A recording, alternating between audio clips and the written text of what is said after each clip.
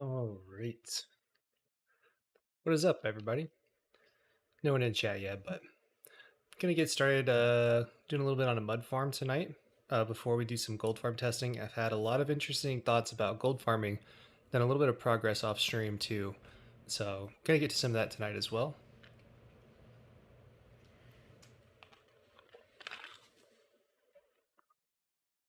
And let's get started. So I had a request from someone in my Discord today about the mud farm that I modified from Sleeping Prince a while back. So we're going to try and do some fixes to that real quick. It shouldn't be too hard. Let's see here. Yeah, this one. So I'm going to bring that onto this testing world real quick. Hey, what's up, Isaac? How's it going? Let's see. Let's get this pasted in here. I guess this is as good a place as any. I might move it a little around, though. Let's see. Let's do that.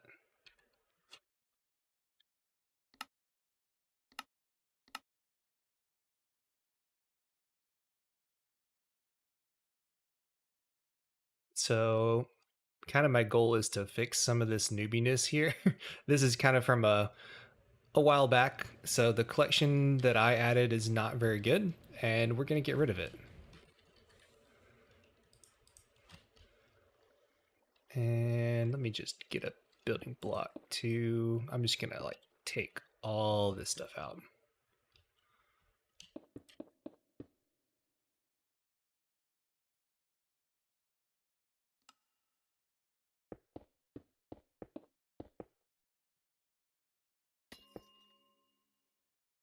I don't think I've seen you on stream, Isaac. Did you just find the channel?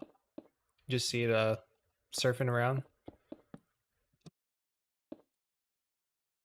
This is a mud farm that was originally made by Sleeping Prince. Most of the hard work was done by them. I just made a few very slight modifications that weren't really very good. I don't think he had a TNT duper on his original design, but basically a while back I just wanted to get this set up and make collection better, but I didn't really do that. So I'm gonna kind of fix some stuff because I had a request in my Discord to have a better version of this, because this schematic is currently on one of my old videos. So I'm gonna do a little maintenance there, I guess you could say. So it looks like all those are pushing onto here, which isn't a bad place to start. And we can get a water stream going. I might do some glass just so I can see a little better. And then I'll probably change it back to building block at the end. So then if we have a water bucket on that last one. Hey, what's up, Black Feline? Thanks for coming back to the stream. So let's see, there's that. 1, 2, 3, 5, 6, 7. We can just do an easy collection system like that.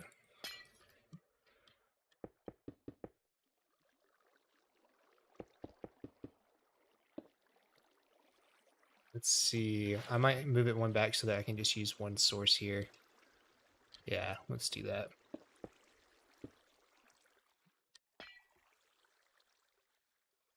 Yay. Okay, cool. That's about what I was wanting. We just need something easy to catch all these, and it doesn't have to be anything crazy. Because I don't think zero ticking is more than just that much more than hopper speed. Hey, what's up?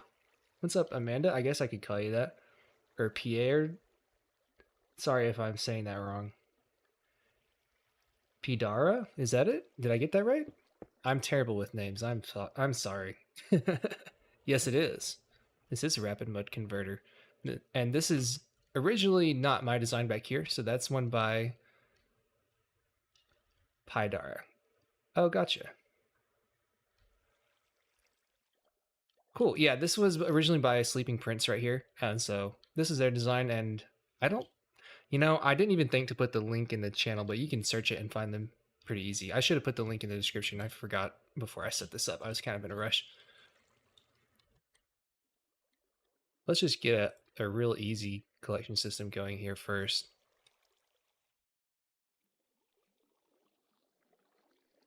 So we're going to want to align all this stuff. And we might as well make it stop right there and go back this way.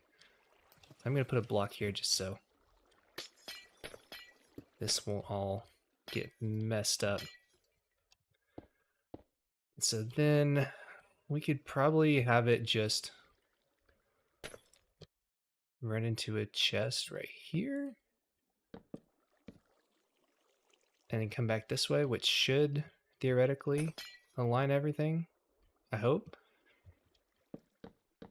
And then we can get hoppers and some walls. Oh my gosh, goat, go to sleep.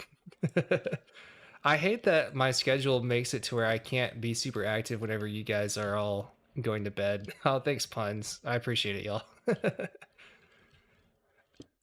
Gonna do some fixing on this old mud farm schematic and then hopefully get to the gold farm a little bit later. Octo 2? Oh my gosh, the whole crew is here. This is awesome.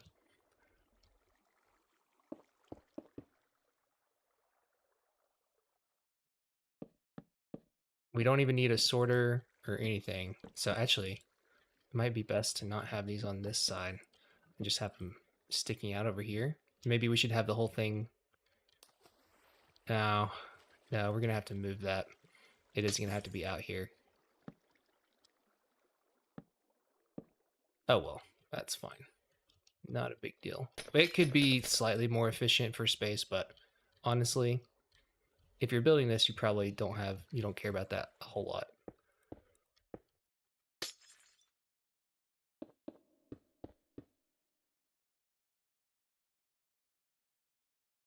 Oh, cool. I know, right? Those 30 million inputs don't store themselves. Yeah, do what you gotta do, puns. I completely understand the school thing. I've been there and I'll be there in the fall, so. And thanks for stopping by too, Octo. Yeah, I guess that's one way to watch a stream. Oh, cool. You're making another one, or is it the same one that you were working on before?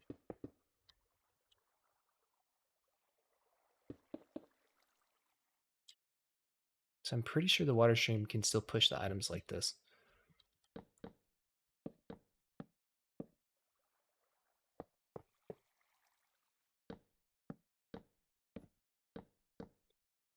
I'm not sure how many hoppers it's going to use either. I forget how many items the zero tick farm makes. Does anyone know that off the top of their head in chat? Oh, cool. Nice, Octo. I'll have to use it. I could use it for my streams. I know you sent me either the beta or whatever version you had before, but I would definitely still use it.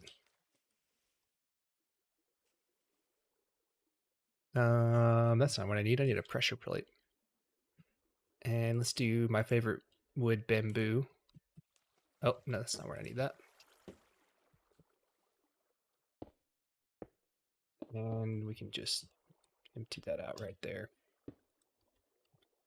Yeah, if I have two, it'll still flow. I probably needs to be ice. Let's just make it ice just to be safe. Actually, yeah, let's just go ahead and do that. There we go.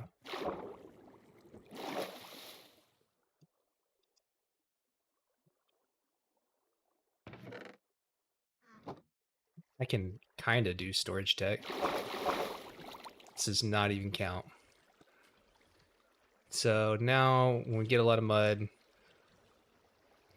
let's just spam it just to be sure. I'm pretty sure all that's going to be aligned properly.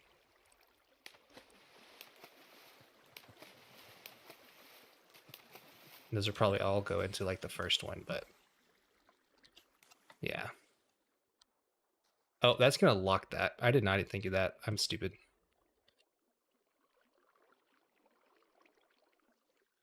That's probably why people use signs in this area. And I don't know where the other cyanide place just went, but that's cool.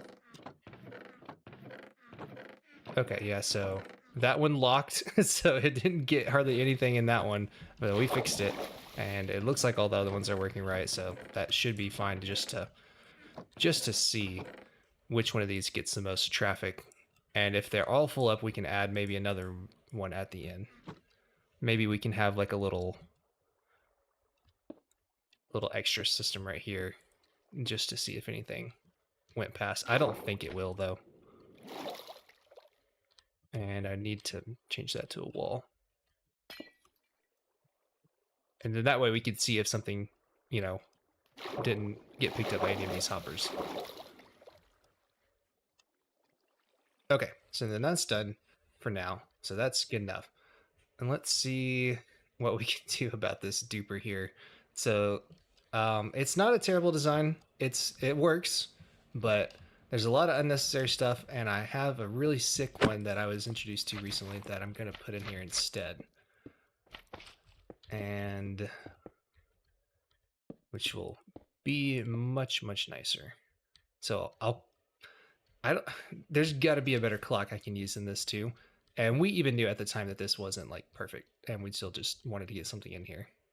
This is not a gold farm at the moment. I will be working on the gold farm later in the stream. So this will probably be like 30 more minutes max, hopefully. Just because I wanted to fix that down there and fix this right here with the new duper. The rest of this, I can probably put a normal zero tick in now. Yeah, we'll see. I don't even, don't need that. We can probably put a normal zero tick in right here. That was for a really weird issue on one of my previous servers. A standard zero tick just didn't work, and like I know exactly how to make it, and I made it, how you're supposed to, and even double checked everything. Just didn't work right, so I just did this weird comparator clock. Throw a piglin on top of the obi, and it's a gold farm. Yeah, we can just toss a piglin down there. Call it a gold farm for right now. That'd be funny. Let's see here. So this is actually pretty good. This system right here is actually pretty decent. So this is just a little shulker loader to where you can, just come back and slap your shulkers on here. And then once you do that, you unclick this, it'll start dispensing whenever you're right here. And it'll only dispense whenever there's not anything on the pressure plate. So this is actually pretty good. I want to keep this little system right here. All the rest of this we can get rid of. And I need to get a better clock circuit. So I may or may not do that tonight. We'll see. It was in multiple spots, Puns, so I don't know. No idea what was happening with that. So let's get... Hold on. I'm going to have to pull up a photo of what this thing looks like. It's pretty easy to build. Actually, wait, I think I have a schematic of it.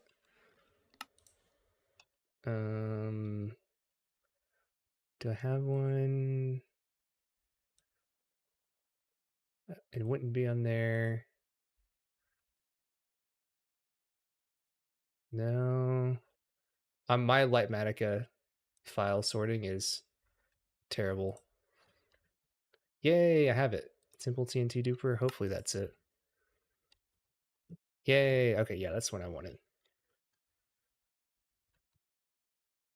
Okay. See ya, Puns. Thanks for stopping by for a little bit.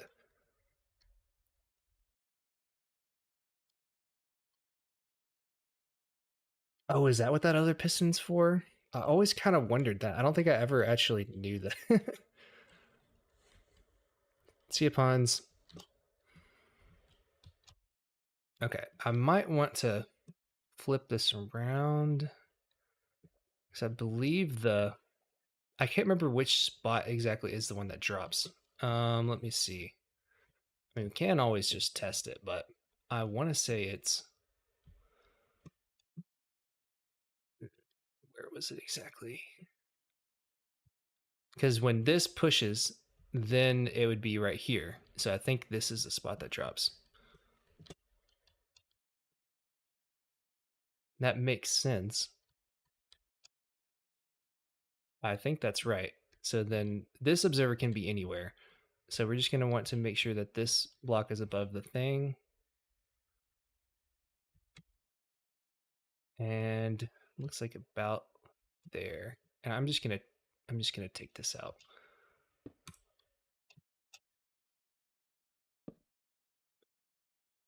And this we also don't need. Can get a much better system, it looks like.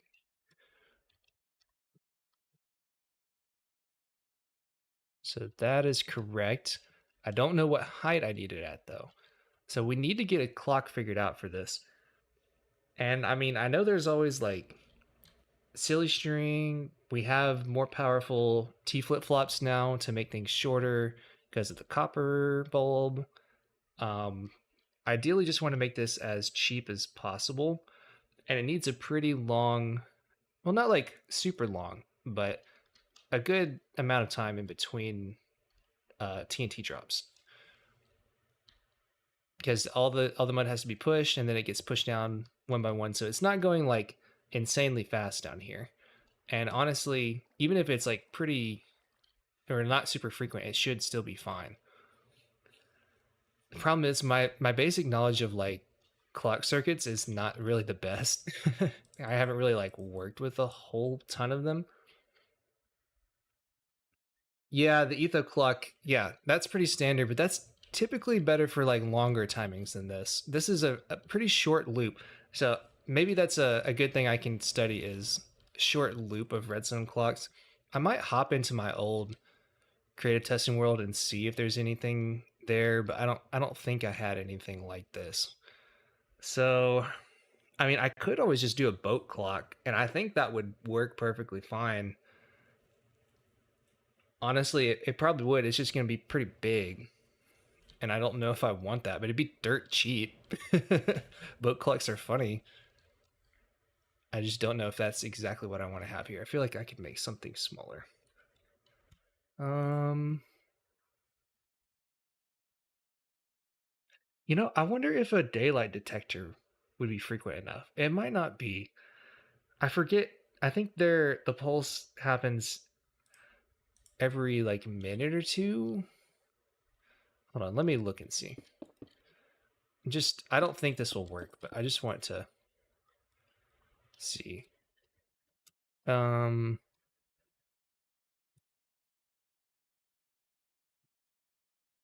ah,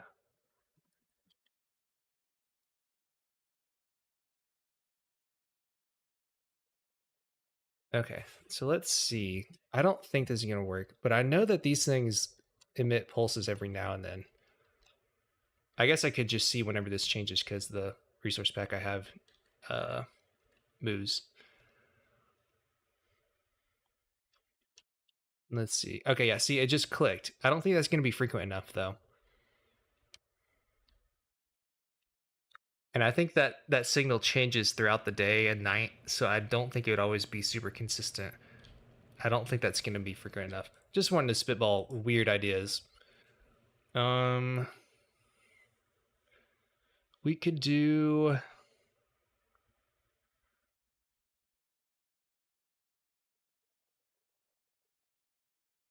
I know armor stand clocks exist as well, in a similar fashion to boat clocks. That is true.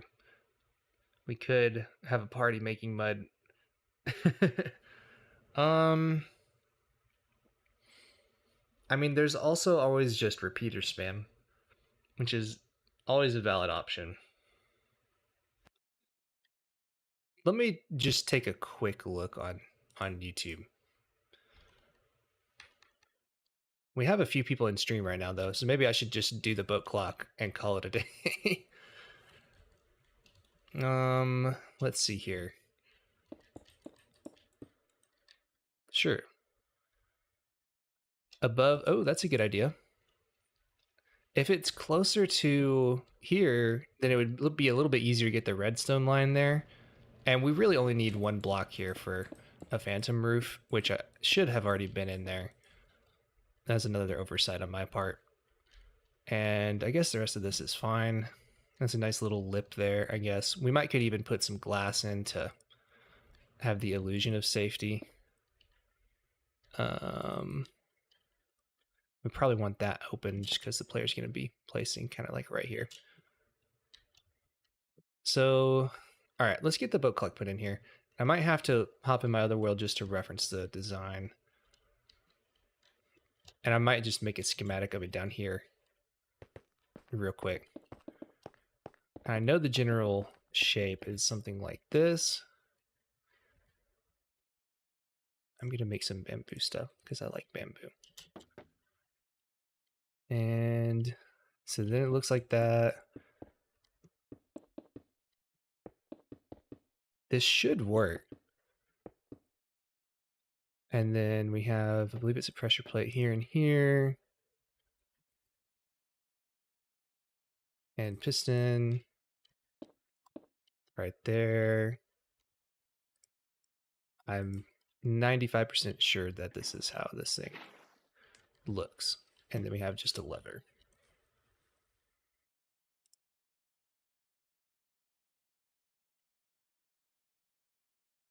In an ancient city to avoid phantoms. Phantoms are terrible. That's understandable.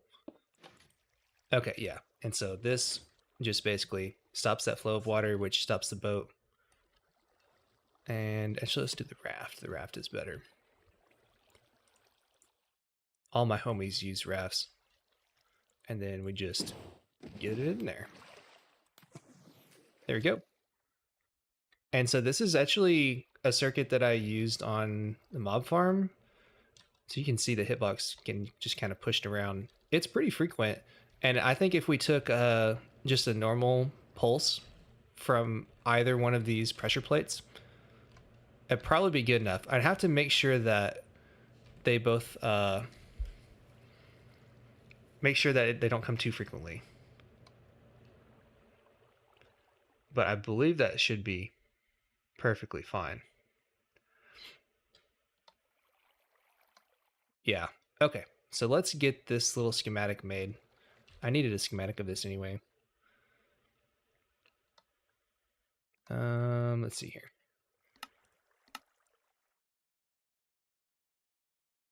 Simple. Okay, let's do that.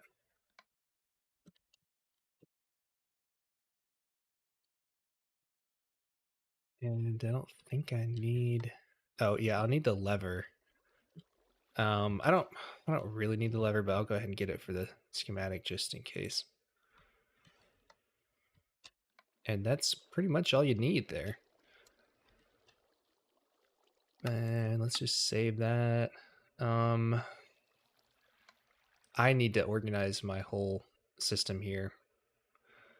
Let's just put that in here for right now.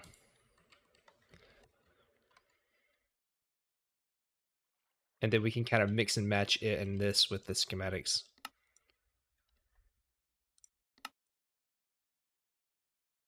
And I'm probably going to want to flip that.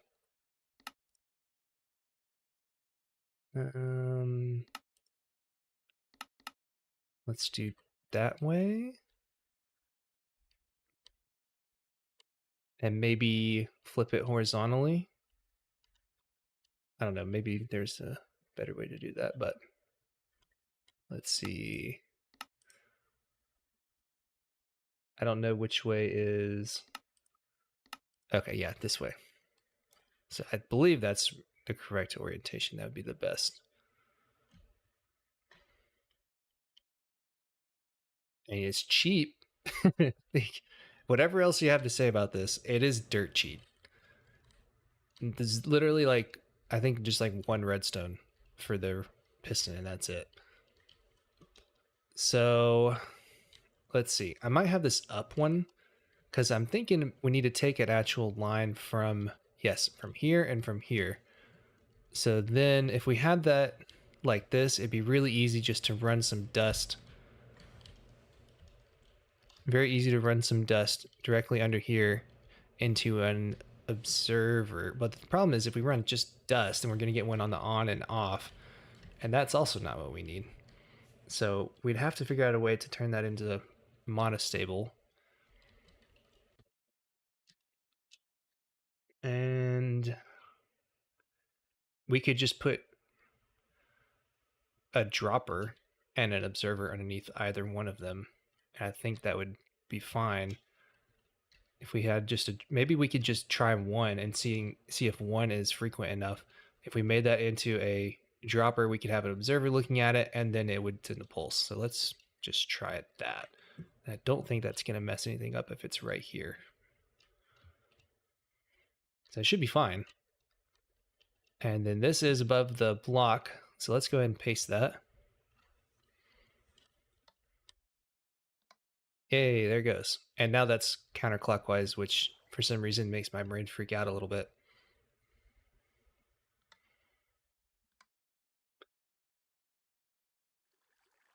Two droppers facing each other where each pressure plate triggers an item to move from one to the other. Oh, we could have, we could just have one dropper that's powered by both pressure plates. Actually, no. Wait a second. This setup's not going to work because it's going to give a signal whenever it's powered and when it's unpowered. And we just need one signal.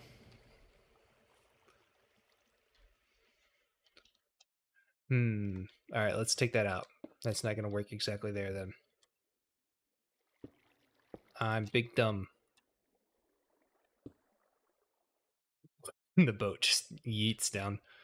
So, what kind of monostable circuit can we make out of this?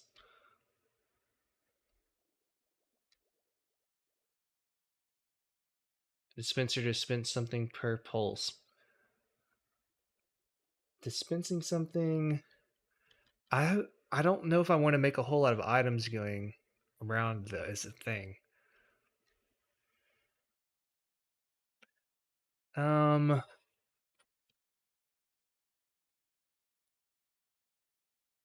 me think a little bit. What's up, Encrypted? Boat clocks are fun. They're great.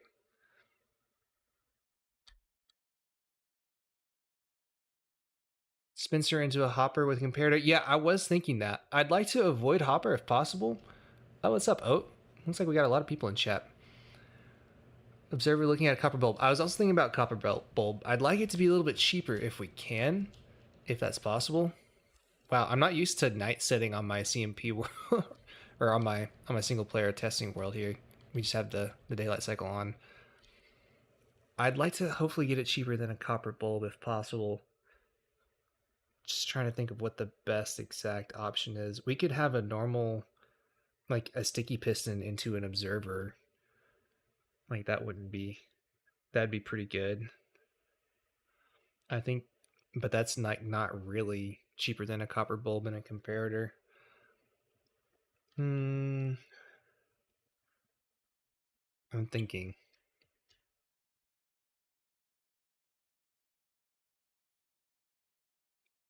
Did they take blaze rods? I haven't even like actually looked at the crafting recipe yet.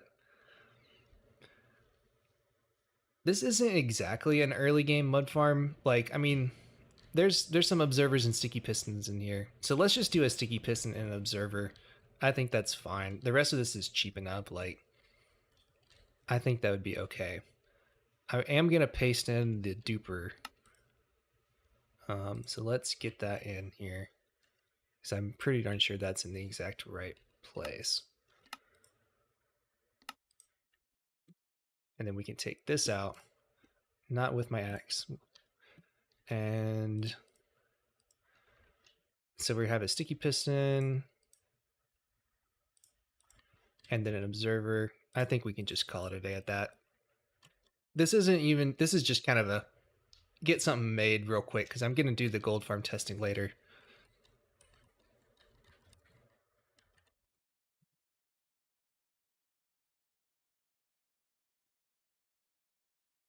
There we go. Let me get some daylight in here. Okay, so if I have observer here, then the piston needs to be on this block. And so I think we should be able to, if we have this, why is it not selected?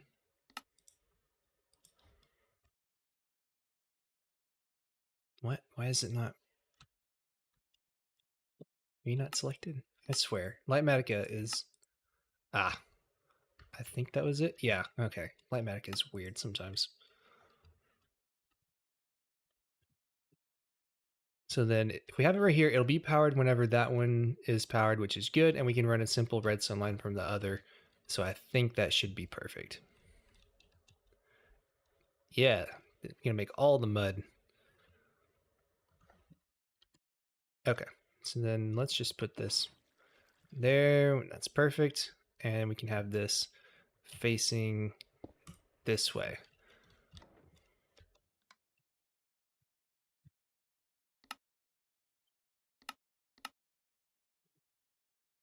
We can just double check that we'll get a dupe in the correct spot. Yay! Okay, cool.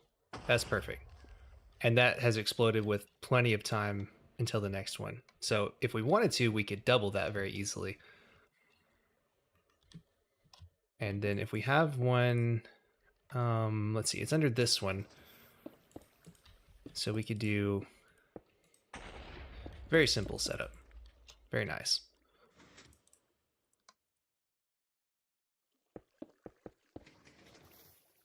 There we go. I think this should be frequent enough because it doesn't have to be super frequent. That's looking really nice. Vote clock for the win. And we can make it even more efficient. Watch this. Ooh.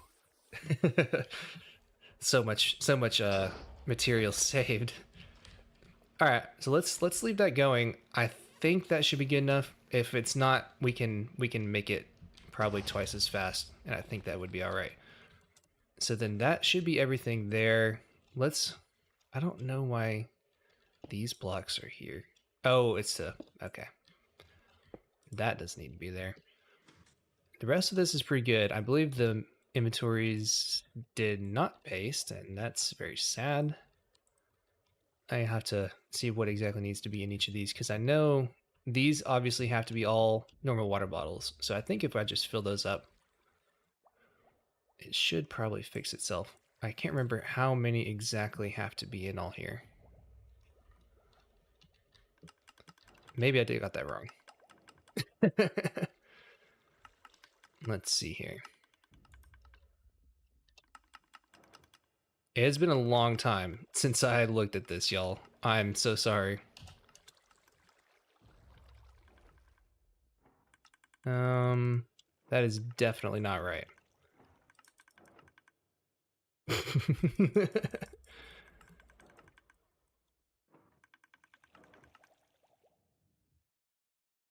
All right, so they all get filled up at the bottom. Yeah. Yeah, I forgot that there's even filters in this. That's definitely it. None of the inventories got pasted. And yeah. That is 100% correct. This should be just a normal 42 one, I believe. Yeah. Oh, it's a single string 2. That's nice. Okay, so we don't even need 42 of them. But is that gonna... Oh, because they all happen at the same time. Oh, that's smart.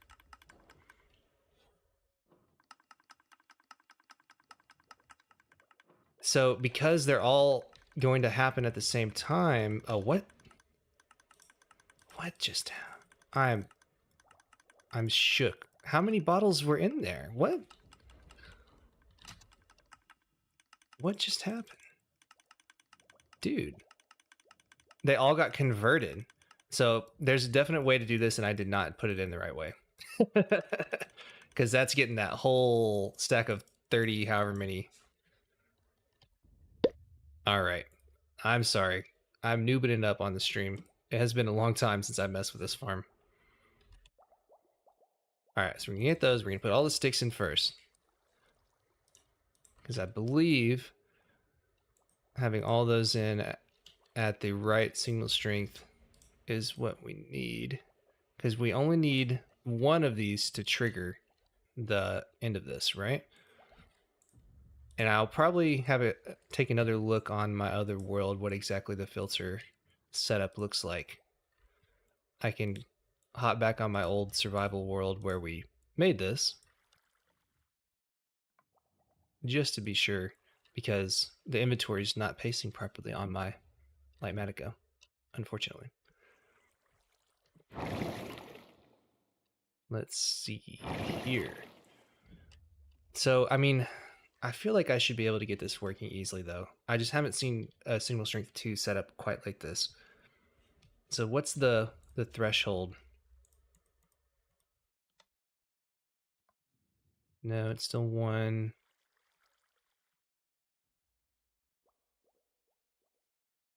Okay, so so that. And so then if we put a bottle there, we're gonna want 1 less stick. And then, so theoretically, okay, so yeah, it's always gonna stop at 1. So that is the correct configuration, I believe.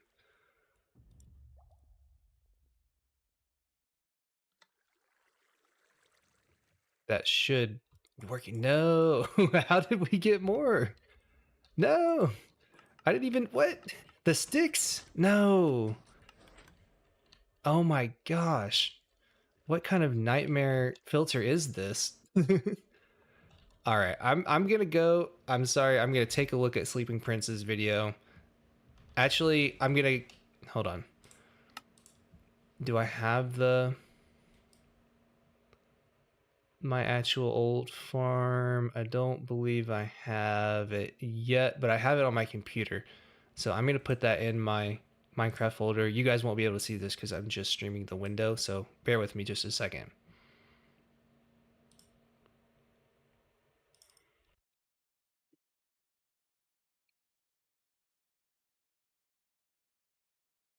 Actually, I think I might have it in here.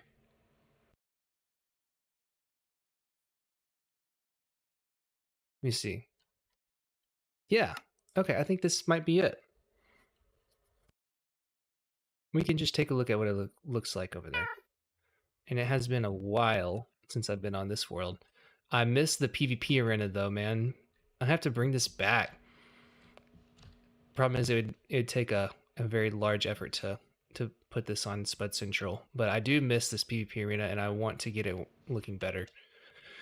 I would love to put that on Spud Central, but I don't know if I'll ever have the time anymore. We can go back to where everything was. Is there not cheats enabled on here? Oh man. That's fine. I could open it to land, but we'll do it the old school way. I mean, I'm in creative, so it's not that big of a hassle.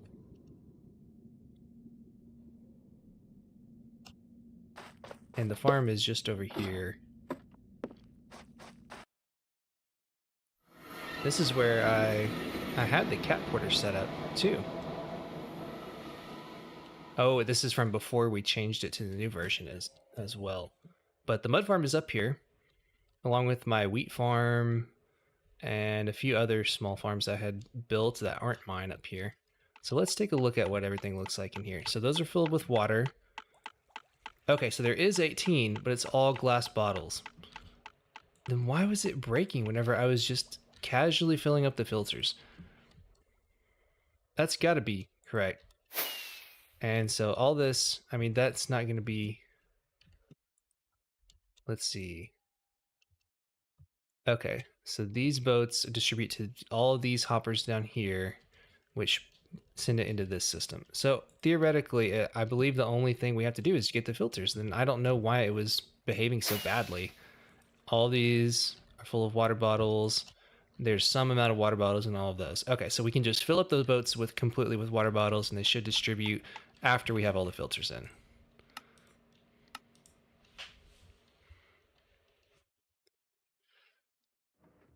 So that should be what we need. And I'm pretty sure the one bottle would work in here, and I really don't know why it wasn't. And where all these came from. There must have been some that had moved from the other system. I don't even know. And the sticks too? I'm doing something wrong here, guys. What's up, Seth? Good to see you in stream. We're gonna fix this. We are, I swear.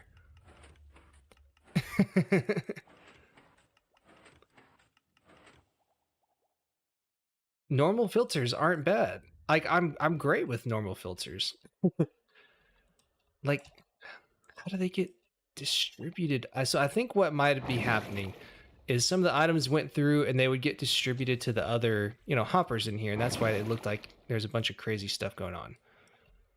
So let's get absolutely nothing in any of these. And let's also make sure that all of these have absolutely nothing in them. So there shouldn't be any sticks in here. Shouldn't be any sticks in any of these. So it should just push the sticks and everything back all the way through like we saw. All right.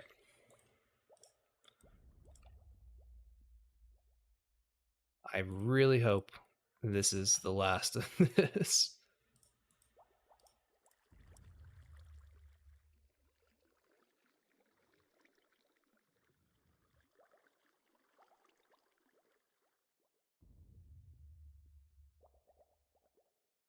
Okay, so now we have to fill this with empty bottles. Exactly 18. Let's see. And what happens if we get another one? Does it break it? Where does it go? Oh, so it went back through here and messed that one up. So we need to just make sure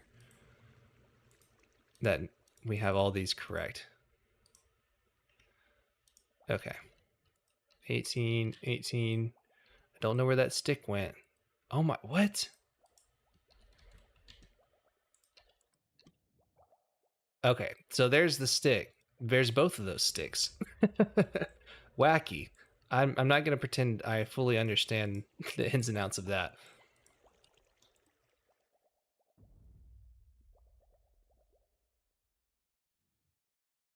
A surprising amount of redstone can be guess and check at times, which is pretty funny, actually. That's just kind of science in general. You do stuff and figure out what works and why. Sometimes the why comes after, and usually those times can be more fun.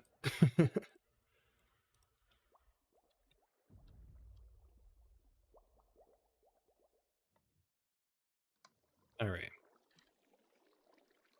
Okay, so all the filters are set. So now we can probably fill all the water bottles into the top, and it'll be okay.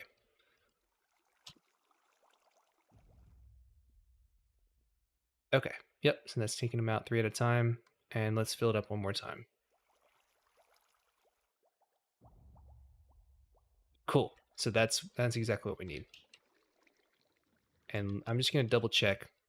Yeah. Okay, awesome, awesome, awesome.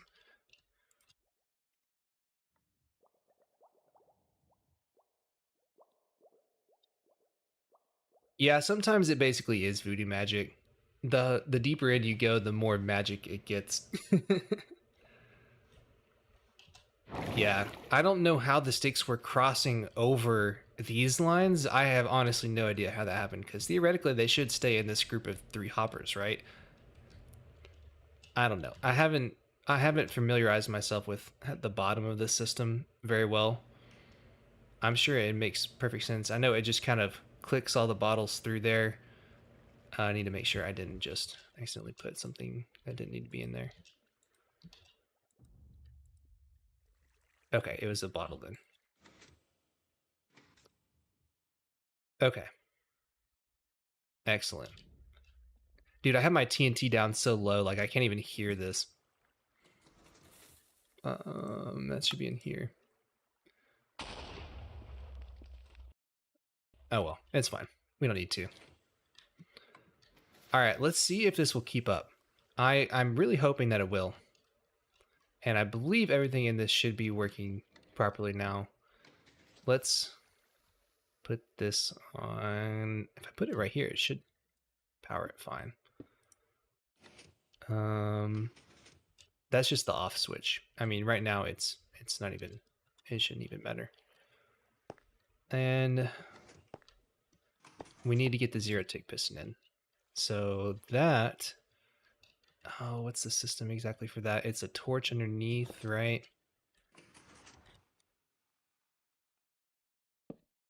Torch underneath, block goes here, and then when it does, we might have a little bit of interference with this redstone line.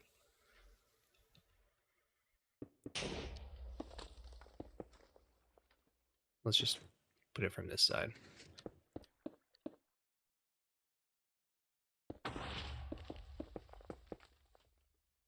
Yeah, that's perfect. So then I believe if you power that, then this one, and it goes up something like this. There's another one on top for voodoo magic reasons that I believe make it non-directional or something along those lines. So we can move this back over here. And I don't believe that would interfere with that piston.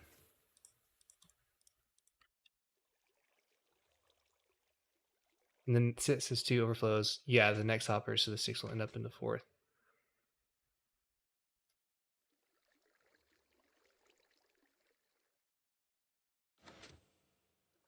Interesting.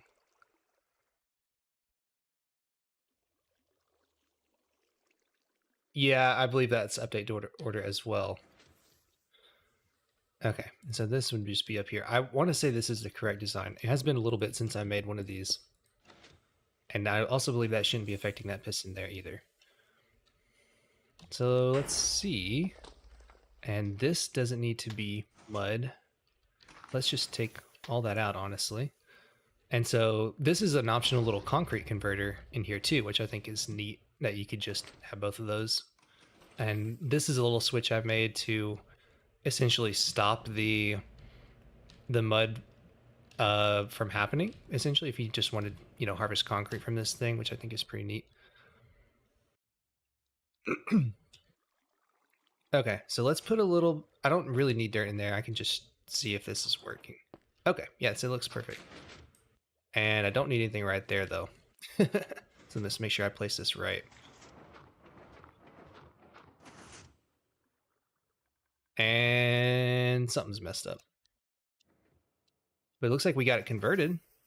Oh, maybe it didn't. Oh, something broke here. What is that?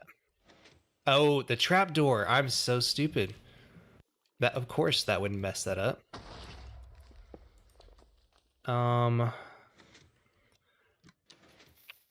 not the trapdoor. I'm sorry. Oh, no, there's not a pressure plate there. Then what is? How did this go wrong? Where is that getting powered from? It's getting powered from here, but why did it stop? Hmm.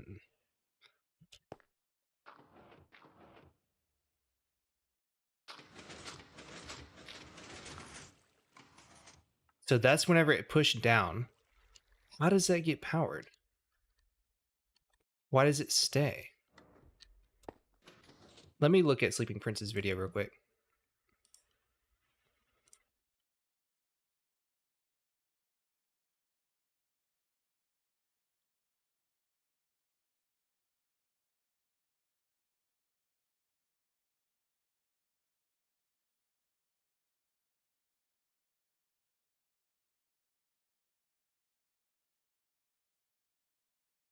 Let me look and just look at what setup he had for that.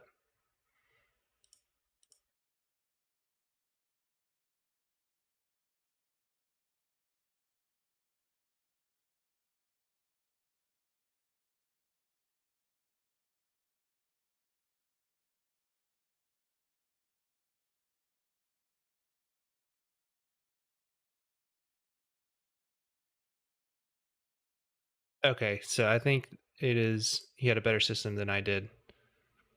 I have not looked into zero tick piston pushing a whole lot. Okay, I can recreate that. That's very simple.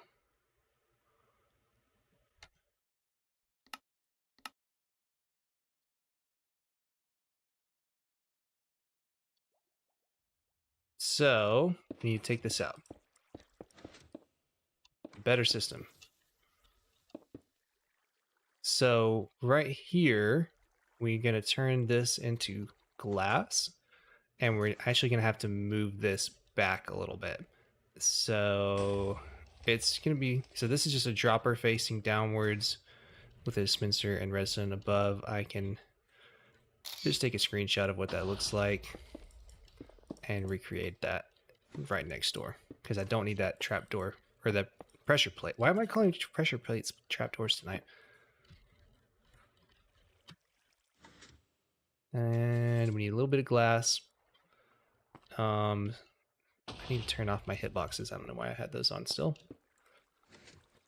And the way he was doing it was like this, and a redstone dust right there, and one block right here with piston on top and bottom facing this way, and then a piston right here. And whenever you place a block on top of the torch, bam, there we go. Okay. And yep, we are getting mud converted there. So I think that's going to be fast enough. Let me go ahead and get the other system in place while we're there. Yeah, that's pretty fast. So we might not be able to have it exactly the same way. We might have to have that right here instead. The pressure plate. Because that way, if it's right here, it won't affect this redstone dust at all. And if it was, we don't want it to affect any of that going on there. So this should be good. And it needs to be a dropper. And facing downwards. With an observer. Facing upwards, which is a really nice dispensal system.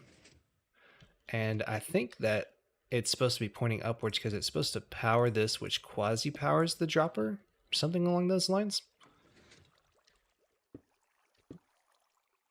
And this side can be open because that's where we're trying to dispense to us. So we should be able to, yeah, sit right here and place those blocks at the same time as getting the dirt that's on this. So I think that should be fine. And I think there shouldn't be any issues there. I mean, we could also have just moved it up a block. But then it's up a block right here. I don't think it would affect I don't think it would quasi-power anything if it was right there, it would power that dust, but if it was right here, I don't know if that'd be in our pickup range or not. Oh well, let's just keep it here. It'll work. I'm almost certain. And okay. Okay, yeah, so that's, yeah, excellent. That's exactly what we want. And I think you can just put a lever on that to stop it as well. So it might be a good idea to have one in here. Yeah. And so that we'll start that clock until there's a block right here. And that's how we do the dirt dispensal. And then we can just put some very simple hoppers leading into there. Unlocked because we don't do storage tech here. There we go. So that could theoretically give you, an easy way of putting 6 shulkers in there.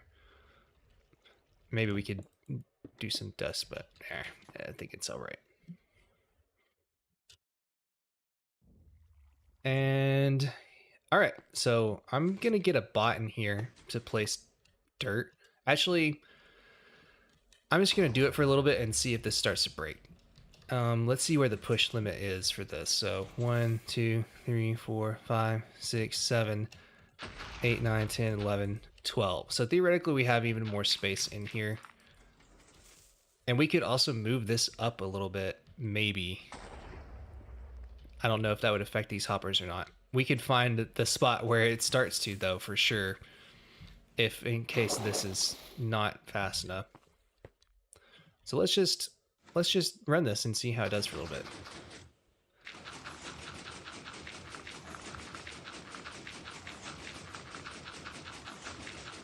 If it breaks, we know that it doesn't work.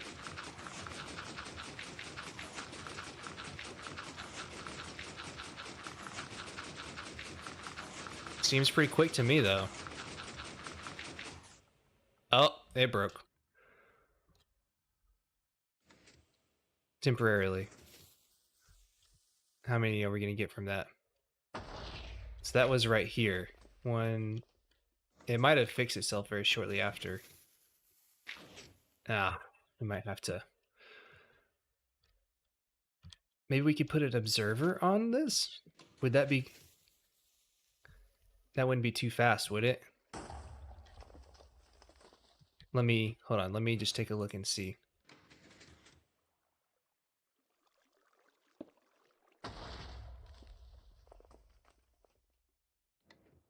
Okay, so we get pulse there, drop, so that would be way too fast then.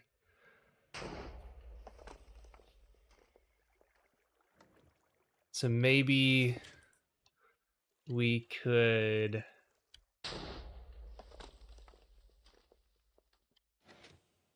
Let's see here.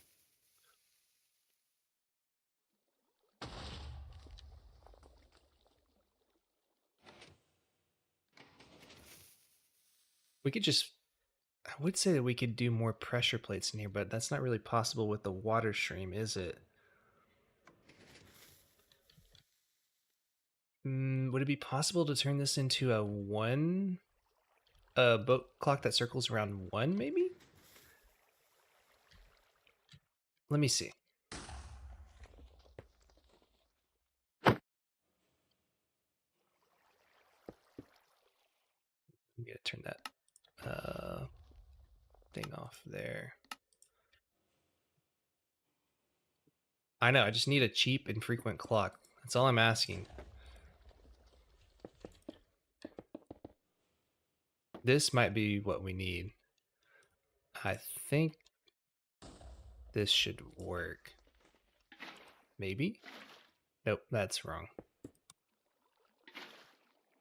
Nope, that's also wrong. Oh man, what was the one I came up with? I know I was spitballing boat clocks for a while. Obviously, we can't do that setup though.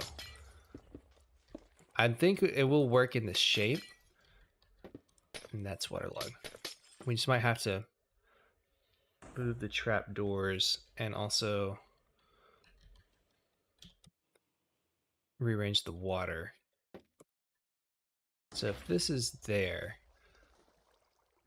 we could have one that's literally just this, and that would work, but I don't know how fast it would be.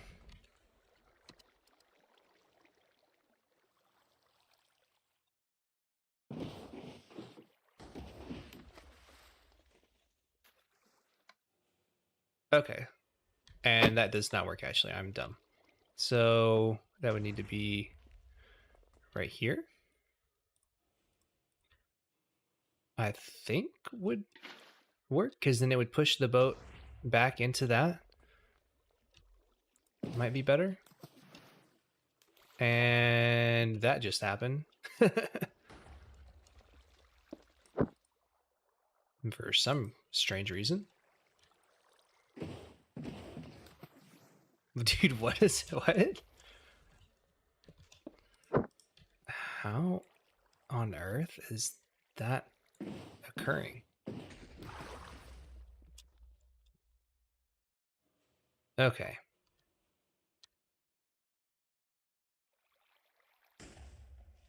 This is pretty slow right here. Maybe we could do...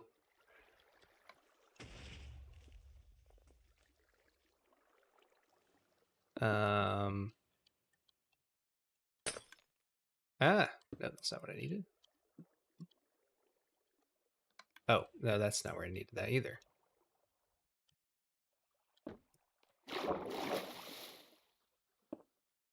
And then we can do an observer looking into that.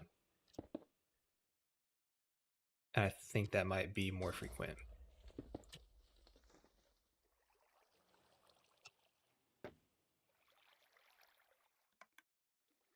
So one pulse, then when it goes off, we should also get another one. That might be. I don't know. That is pretty slow though.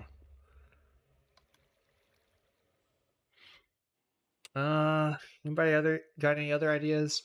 Might have to kind of redo the whole thing up here. We could just do a normal repeater clock into a T flip flop.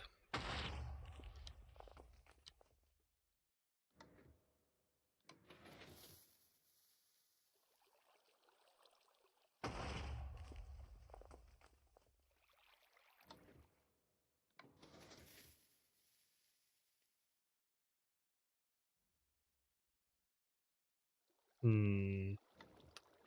Yeah.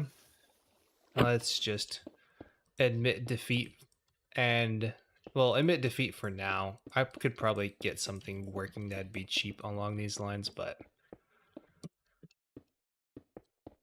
let's just do something simple. Okay, so we have an observer is our input here. So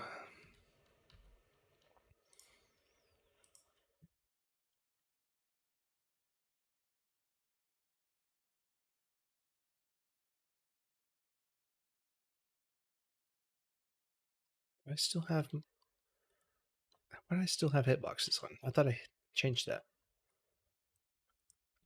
All right, I'm gonna clear my inventory because that's bugging me.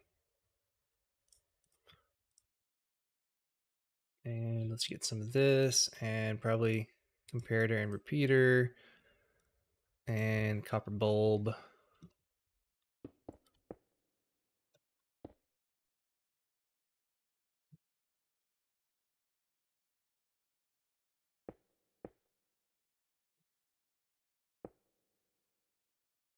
That there.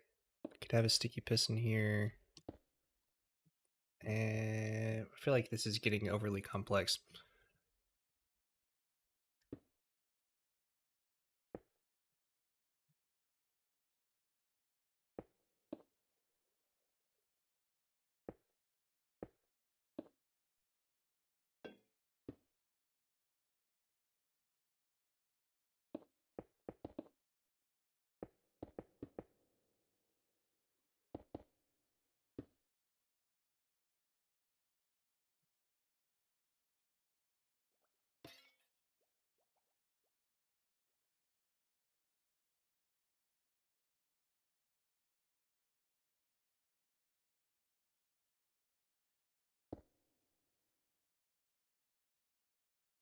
So observer would be there. We can move that over one.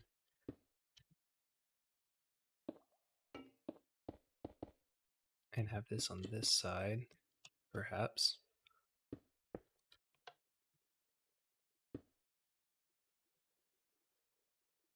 Um, Not the best looking system, but you know what? We're just gonna get something that works.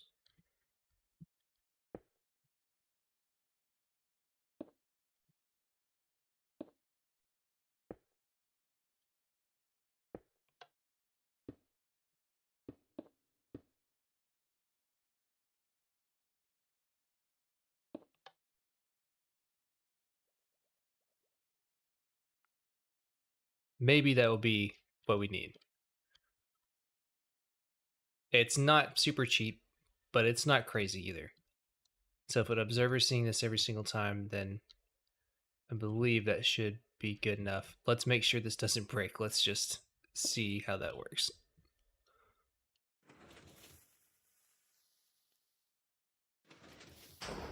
Yes. Okay. Perfect. Just in time. So that looks pretty darn good.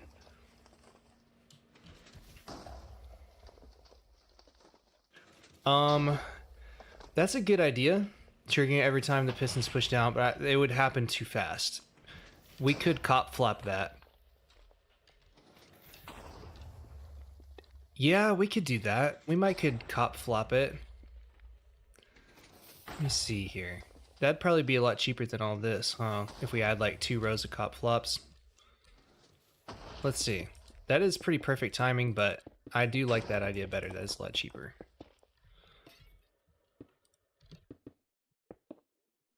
So then that would be, maybe we could have it like over here and into a, because if we had it right here, it would probably be too low, right?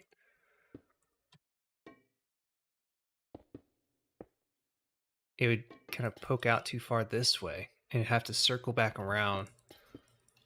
So let's try it a little bit strange like this.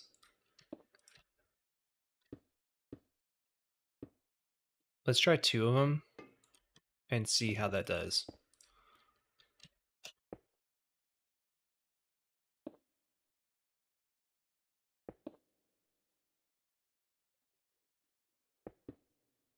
I think that should work.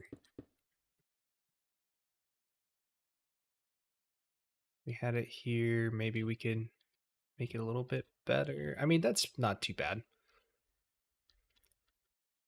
So that we'll just get a signal when it gets pushed down. So I think that should be fine. I don't think the TNT should affect that. Let's just run it and see.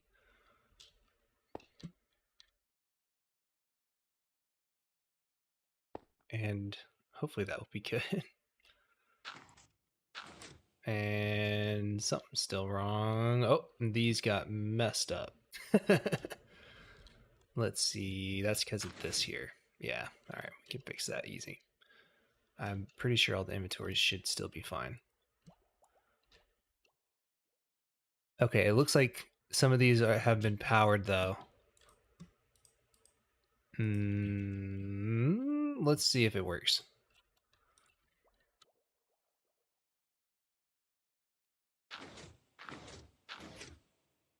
Just do it slowly and see. Okay. Oh. Okay. Well, that should be, that makes sense. Because you got the piston. Okay, yeah, so next time it will skip. Yeah. Okay, let's see if that is gonna be even push enough.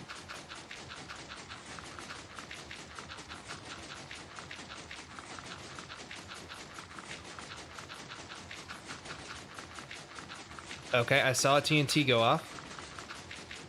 There's another one. I think it might be good. I'm seeing more TNT going off. I can put a carpet bot here in a second. I just want to test it real quick because if it doesn't work, we can easily find out by doing this for a few seconds. I think that's good. I think that's working. I like that because it's a lot more compact. Okay. Shoot. All right, I'll get a carpet bot put here then. I have to remember how to do the inventory exactly. Actually, let's do a different one. Let's see who has the dirt skin. Oh, fantastic. Perfect. And let's make sure that they get pushed back where they need to be. Actually, let me actually make sure I'm aimed right at the exact spot. And honestly, I think right here would work.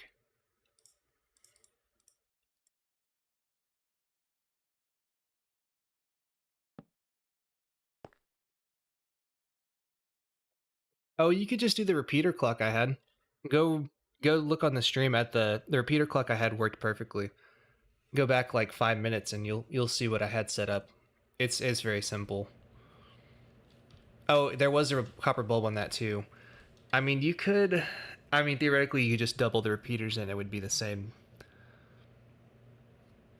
It would still work. The copper bulb is just, a compact little way of having it. You could put a T flip flop at the end, but those can get, on the larger side depending on which one you use. Okay, so it shouldn't matter if we place it right here. It should be fine. So, okay, so let's get dirt in there and kind of push them back a little bit to where they're not on that. And then they should be able to place.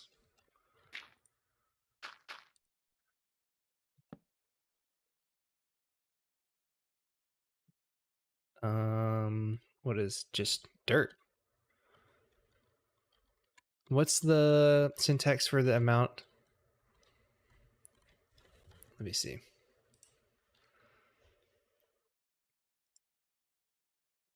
I don't usually use this command.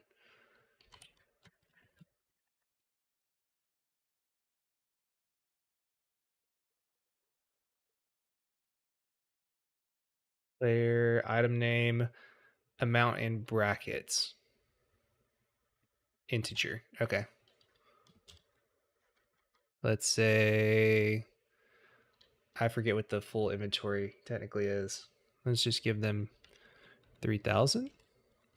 Is that correct? Give player.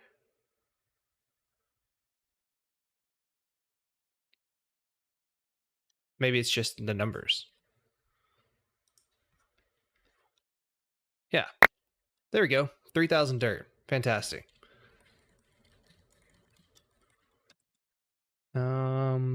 What's the... Is it use, I believe? That's the right button, isn't it? Technically what Carpet calls it.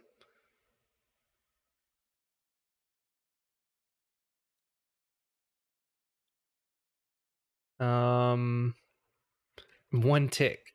Can we make him place that fast? Yay!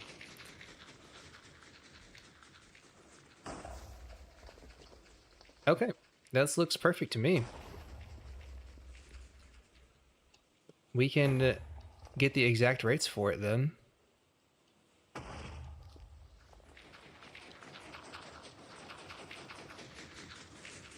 That's looking good.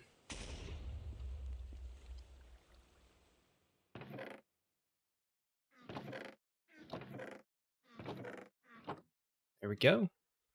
All right. And let's just get some, actually, let's just let Carpet do all the work for us. Looks like we hadn't got any dirt or any mud at the back here, so we'll use the brown wool to track this.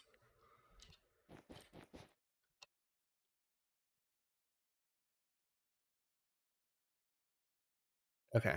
I believe I have already enabled counter.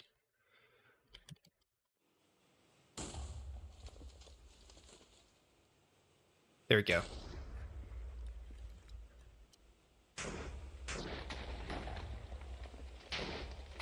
Looking pretty good. Awfully muddy.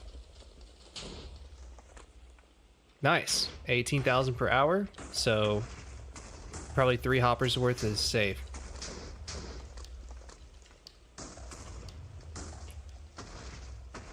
Looks like it's going down a little bit. So I would imagine maybe 18,000 is the theoretical, and it is a little bit less because of the little tiny pause at the end. Maybe? I haven't actually ever looked at placement speed. I'm looking like right around 17K.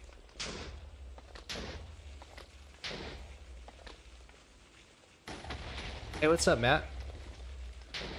Oh, you can post a screenshot in the media channel, but you can just toss it in the lounge too. Yeah, so this will be much better.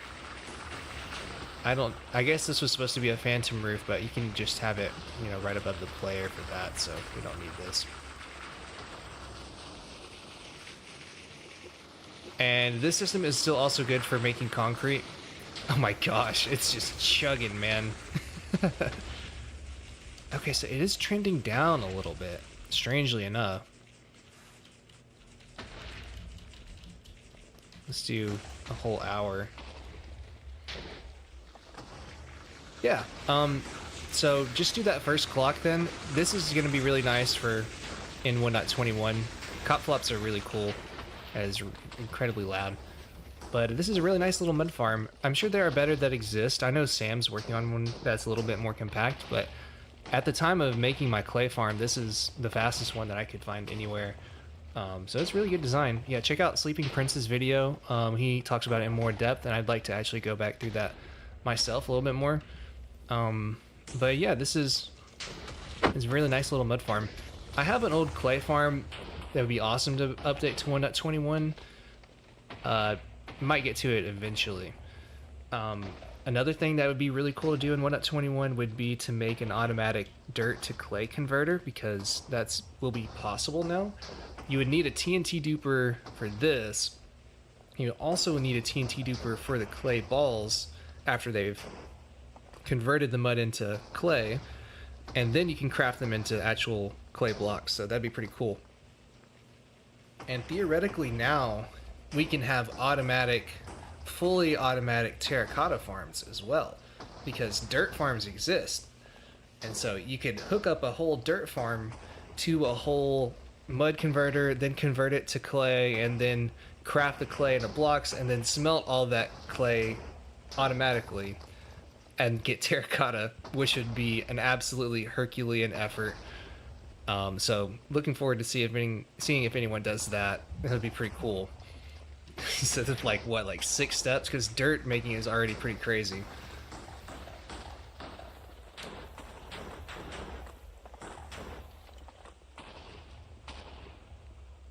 So that might be a fun project for later on. I don't know. It sounds like a lot of steps, so because I know there's a lot of things that go into dirt farms, so I haven't really touched those yet. But might be a fun community project. I don't know. Keep it on the books for a little while. Someone might beat me to it, but let's see. All right, so it's still pretty close. I don't know why it's trending down just a little bit, but it gets pretty good rates, like 16,000 per hour. Like that's pretty solid. One of the fastest mud converters in the West.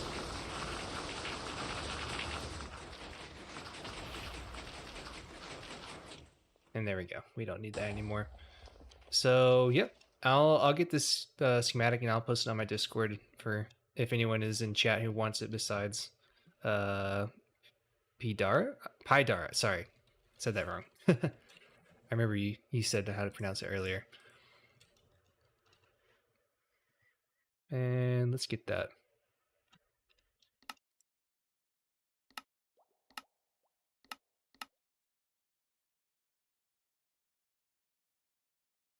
And that's going to bother me that I didn't capitalize both of those.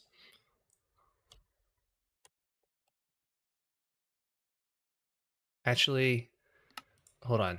I want to take out one of these hoppers first and get the actual collection system in. I forgot about that. And we can have 3 just to be safe. I don't think it will use them. We can actually probably get away with 2.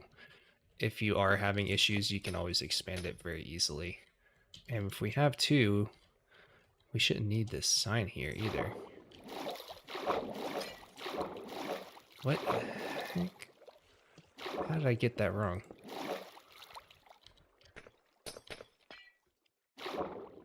Where is that getting waterlogged? Oh, it's the wall. That's lame.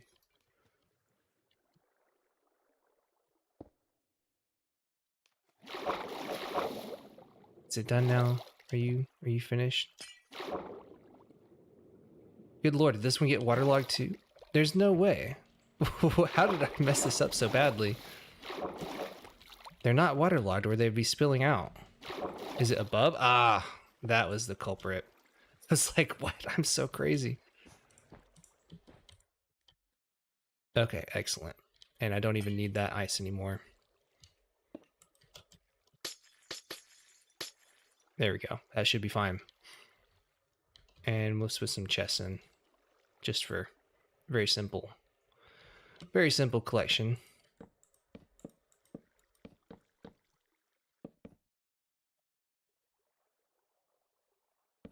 Could easily do more here, but we're not going to on this stream. Want to get to the gold farm. The gold farm that has taken me forever. There we go. So that should be fine. I'll put something here just to stop some in case that somehow it gets over that glass block. I don't think it will, but all right. So that's pretty good. And let's put another one of those there.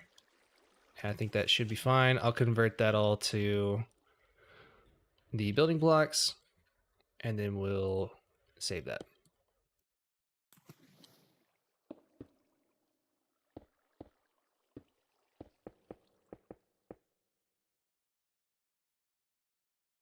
And let's go ahead and make it up here.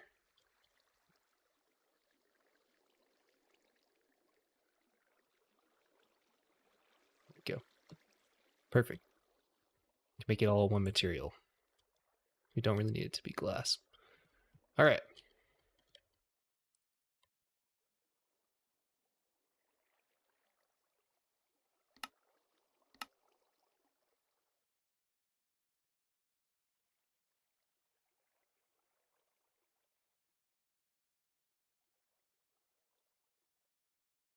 I'll just put 1 at 21 on it because it has the cop flops.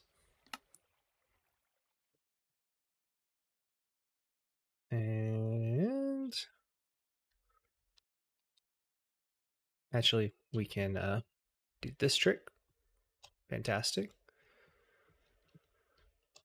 And I don't think we need anything else in here, do we? This won't paste the inventory. Unfortunately, I need to get that fixed and to where my PCA protocol will actually work. But also, I don't think these obsidian on the edge are necessary either. But I'm gonna leave them here just for now, just in case, because I don't want to unintentionally break something. Can be maybe a little further optimized later. And it looks like it has gotten everything, so let's save it. And put this in others. Okay, let me toss this on my Discord real quick, and then I'll get to the gold farm.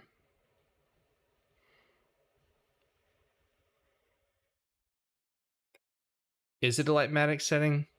I probably just had it off then. I know on the server you need PCA protocol for it. I haven't actually looked into it very much. I should know that though. Oh, I just now saw your boat clock, Matt. I'm sorry, I didn't see that. maybe someone else who's adventurous could try it out. Hopefully, it might be better. All right, I'll go ahead and drop the schematic I had in lounge though. I'll put it also at my video files as well.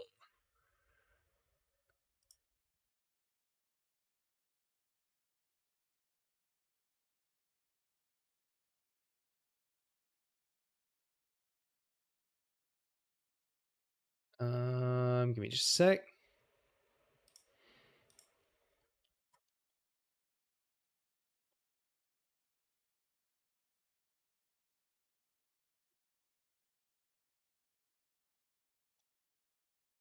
Yay! Already getting some love in there. Fantastic. Okay, I'll update that on my actual video for the clay farm later, and probably put a note about it in here in my Discord on the farm page for that too. Cool.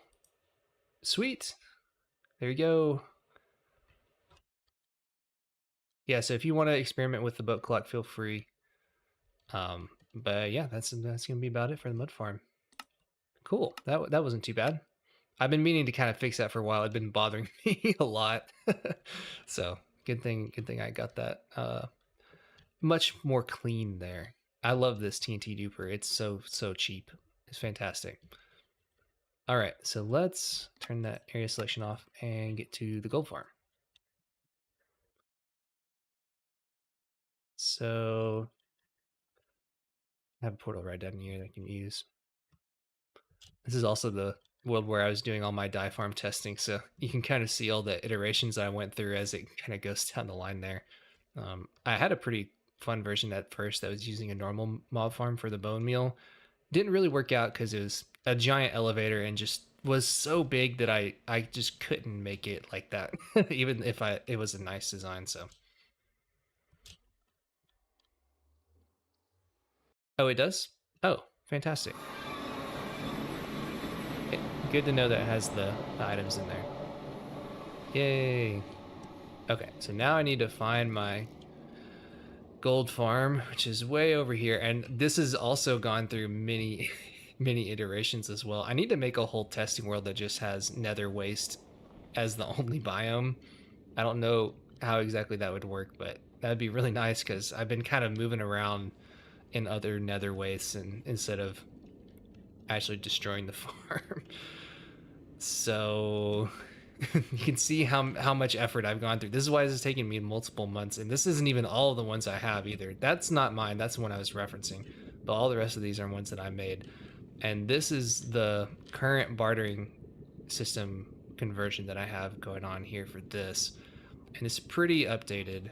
So it's probably going to be mostly what I'm going to use here in a little bit. But I'm getting some of the finer details worked out. I've changed ideas a lot on this. Yeah, I have no idea how I would actually do that setting. And so this is actually not quite the version of the farm that I want to make. So I've done a lot of thinking, and honestly, my hitbox is still on. That's annoying. So there are two versions of this that I was planning on making. One of them is the drop shaft version that is much more cheap on Obsidian. I was gonna maybe have it upgraded to this version, which is more portal spammy, and have it like be very easy to upgrade in place. I've since come to the conclusion that doing the item collection is probably going to be a lot more difficult for a farm like this that gets more than 3,000 gold blocks per hour. It'd be a lot of filters, a lot of things that I haven't quite learned how to do super well. I haven't gone beyond 2x filters in my escapades yet. And I know that there are things that you can use for that, I'm assuming. But I don't feel like taking a whole nother month to make this project because I've already been working on it for like more than 2 months at this point. So I think I'm just going to stick with the drop shaft version and try and optimize it. And I've done some cool math, and I think I have an idea that will hopefully improve the rates on what I was doing before. And I'll get that put in. That's not exactly the same as this. This is all using llama aggression, or otherwise known as lamagro. If you haven't seen my other streams, I don't know if all you guys have been in there on those or not. So I think I can probably drop that. Is there room over here? Yes, there's room over here. I'll drop it probably over here. Now that should be far enough away.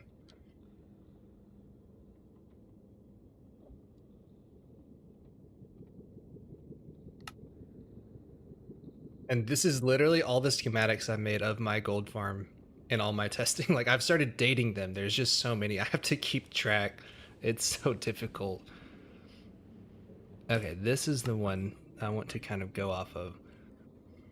And I'm not going to actually paste this, but this is a good one to look at. Hopper cart eating in water ice streams. Yeah, it's just nether side is difficult because you can't have water in nether, so it's gonna have to be ice pathways for the most part. So this, basically the way this works is, instead of just having portals on each platform, what it does is it takes advantage of mobs falling pretty quickly. So on each platform, they'll get aggroed into the center here via all this pigment aggression sharing, and then they'll fall down these drop chutes, and they're aligned on the very front of this so that like pretty much immediately after they drop right down here, they'll go through this portal. And so I've been doing some physics in Minecraft. I need to find out if the acceleration due to gravity is exactly 9.81 meters per second squared like it is in real life. And I also need to figure out how long it takes a pigman to fall through this part of powdered snow, because that's a constant time. So basically what I'm doing for my optimization of this is, so if a zombie pigman spawns up here, right? There's going to be a time until they hit this drop shaft. And so that's going to be just dependent on how big we have this area and how we shape it. And we'll shape it to where that time is basically the same on all around this perimeter here. So there's going to be a time until they reach the drop shaft. Then there's going to be, and that's just going to be constant velocity of 3.33 meters per second squared, which is how fast they travel whenever they're aggroed. So and that's by all that stuff down there. So then there'll be another leg where they're falling down here. And then that time is determined by the acceleration in Minecraft's code. So I'm going to do a little bit of research just to make sure I have the right number for that. And then at the very end, all of them will have a constant time value that'll be added from this powder snow until they get to the portal. So I'm going to try and get some numbers for that. And I swear, I need like something to write down. Hold on. I have my tablet I use for school here. It'll probably work. I'll just have to get my pen out.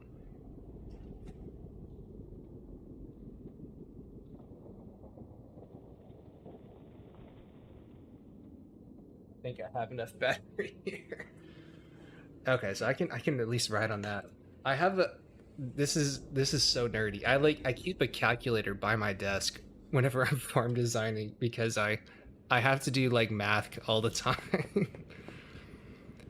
Thankfully, I'm an engineering student, so the math I do here is not very hard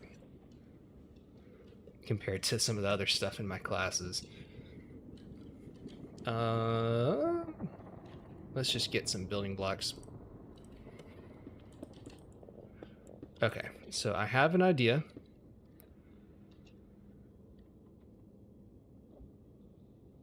So what I'm gonna do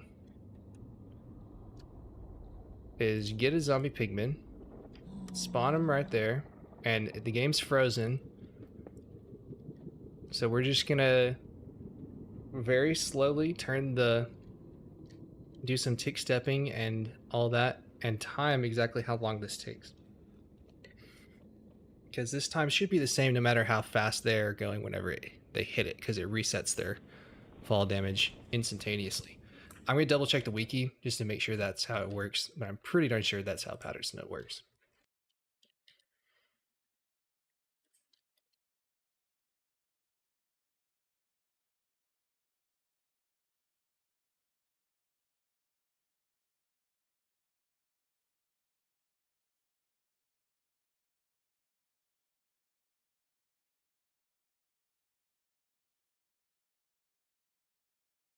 Yeah, powdered snow resets the fall distance of players and mobs falling into it and can be used to prevent fall damage.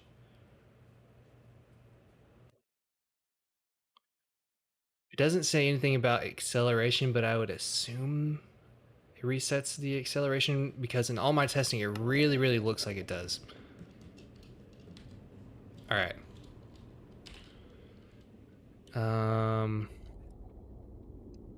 What is it? Rate 1. So this means that for every 20 seconds, the game is it's going to do 1 game tick per second. So there's 20 game ticks in a second normally. So theoretically, this should, if it takes about 1 second to get through, normally it would take about 20 seconds to do it now. I'm just going to try and get an approximate time just using a stopwatch. All right. All right. 3, 2, 1, go. So it looked like he stopped for just a little bit there. Might not have been the best test.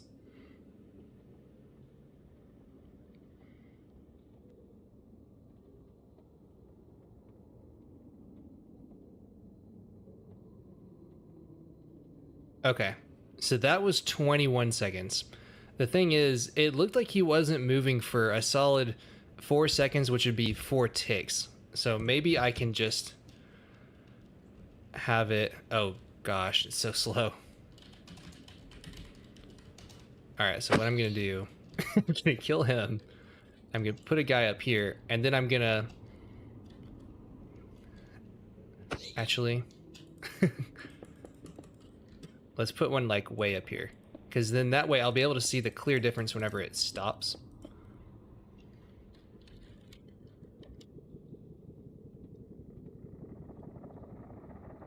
Oh gosh.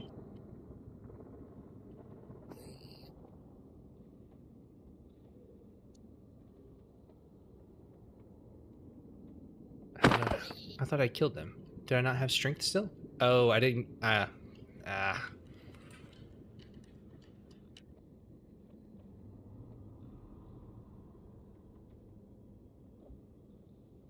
God, I had changed that out.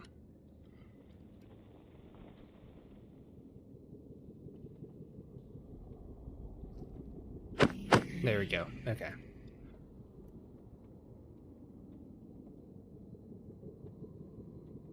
Okay. All right, now we're ready.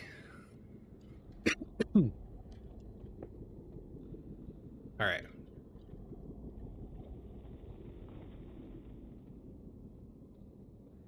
All right. So it should take just a little bit for them to fall down, and I'm going to start the clock as soon as they actually hit the thing.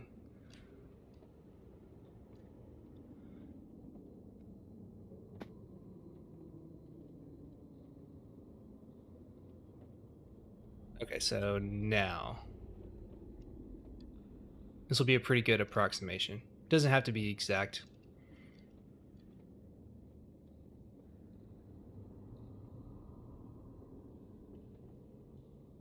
Okay, so that was only 13.9 seconds, so about 14 game ticks. So 14 game ticks, what's 14/20ths of a second? 7.7 seconds, I guess. So I think that should be right. Hold on just a second.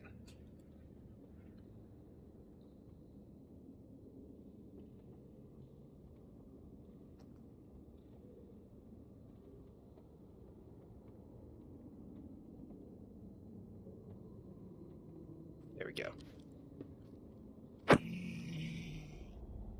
Okay, so I'm gonna write that down. 0.7 seconds.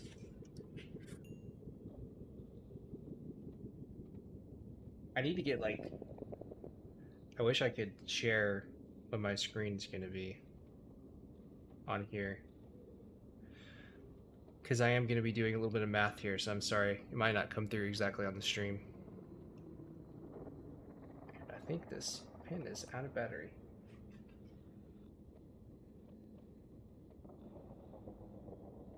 Maybe? Are they both bad? That'd be really terrible. Oh no. Maybe? Alright. Pen and paper it is. I was really hoping I could do that.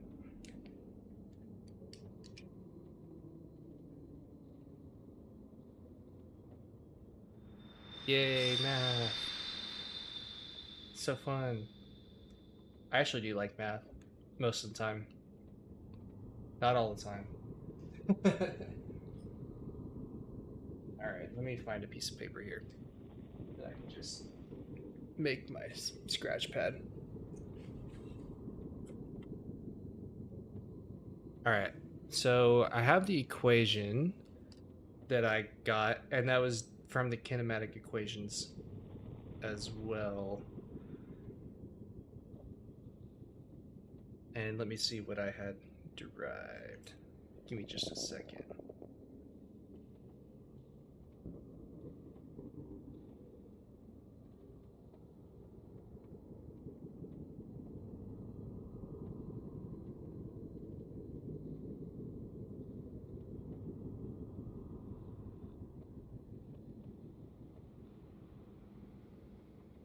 Okay. So it's x is horizontal distance of the each platform, and y is the vertical distance from the powder snow. And so it's x over 3.33, and that 3.33 is from the meters per second that the pigmen walk when they're angry, plus the square root of 2y over the acceleration value, plus p, which we just found out was 0.7 seconds, and we want that to be equal to 5 or less. So that's the equation we're going off of for this. So I need to double check that the acceleration is 9.81. Sorry, this part isn't quite as exciting. Let's see here.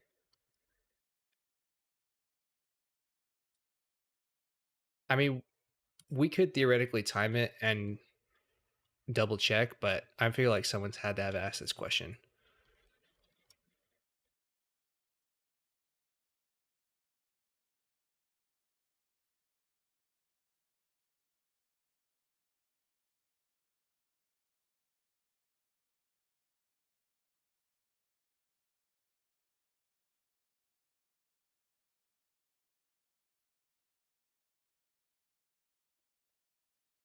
Let me see here.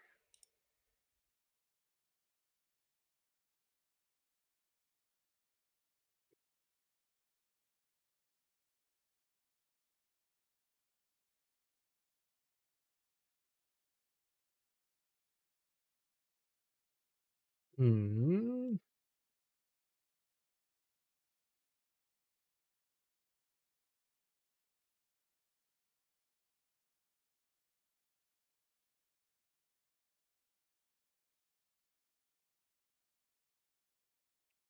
I see somewhere on here that it says the acceleration due to gravity of Minecraft is 18 meters per second squared.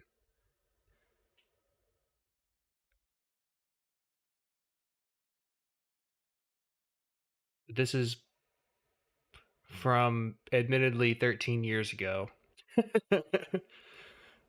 Hmm.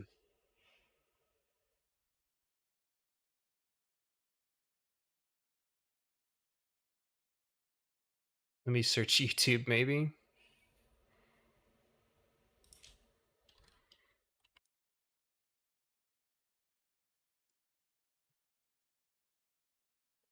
I could always do the math. I don't feel like it at the moment.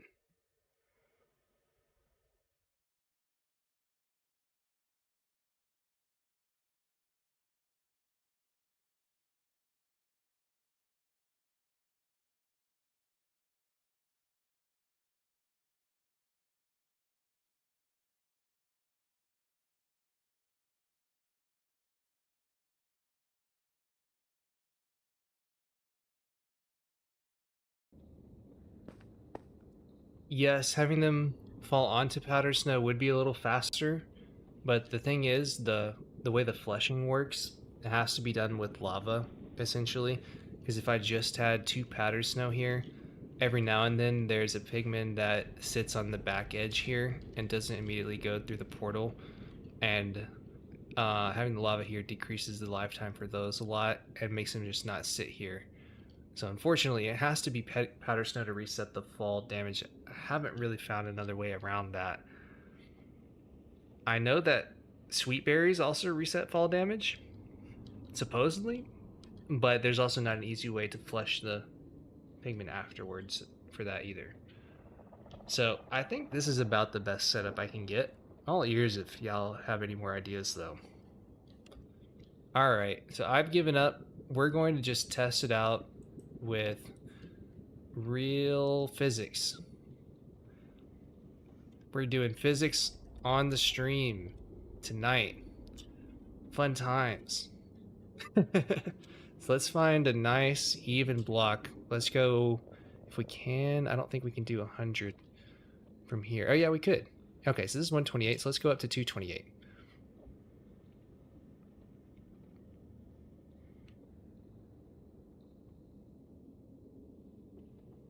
And here we go. Okay.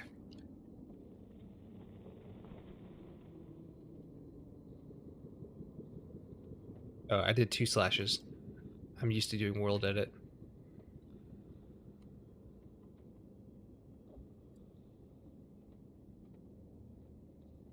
There we go. So this is on 229, 228. Okay. Big freeze, pigmen. There we go. So that's. Oh, I should have kept that there. Oh well, just for future tests. All right. So we have our height. We know our delta y, which is 100 for easy math. And then we're gonna go ahead and time this. And I'll do it. Um, let's do it at quarter second speed. It might take a little while, but I just want to make sure my ending time is accurate.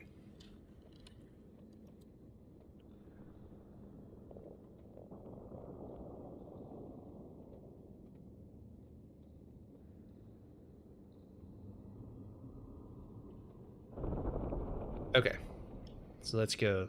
3, 2, 1, go.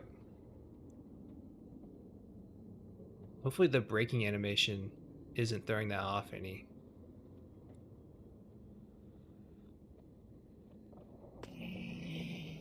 Okay, and I heard that sound a tiny bit before he got here. So I got exactly 13 seconds, and that's a quarter speed. Or that would be 4 times the amount, so we divide that by 4. Whatever 13 divided by 4 is.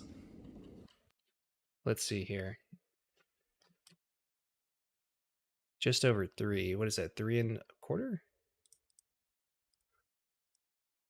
Yeah, 3.25.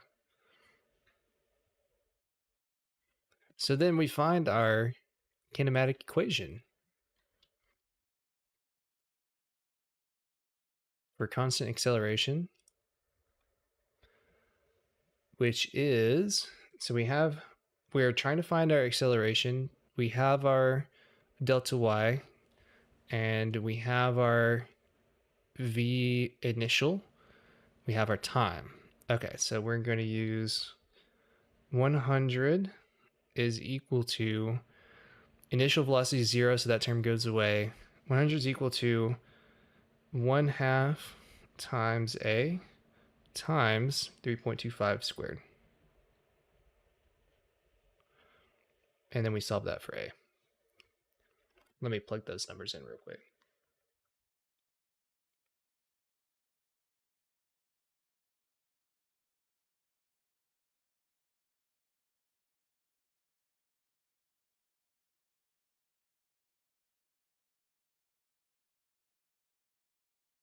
Okay. Seems like 18's checking out. I'm getting 18.93.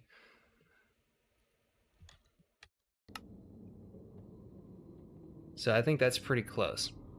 Have not extensively tested that though, but I think that's probably fine. That should probably be good enough for our purposes. So it seems as though 18 is what it is. We'll just go ahead and use that. We can round it up to probably, let's say, I'm torn between whether I want to do like 18.5 because of that initial time that it looked like it took for them to fall off the block. Let's just treat it as 18.9.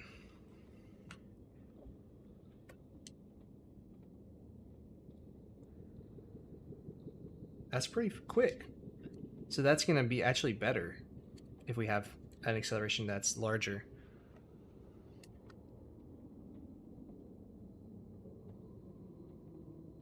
Okay, and so the way I was doing this now was I was putting all this into an Excel sheet, right?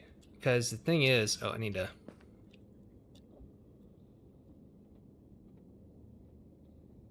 So we'd have all these platforms, and we know the Y value that these platforms have to be at for the farm to work.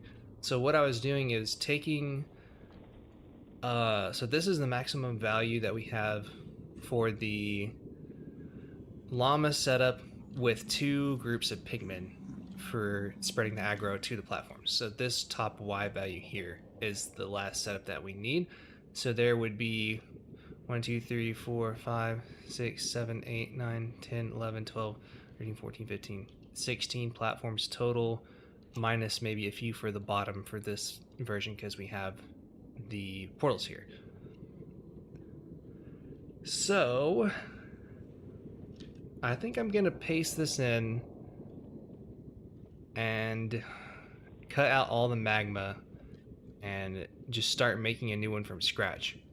And so whenever I plug the formula solve for y into Excel, or solve for x into Excel, we can enter in all the different y values of these platforms that are above the powder snow. So this first platform would be 1, 2.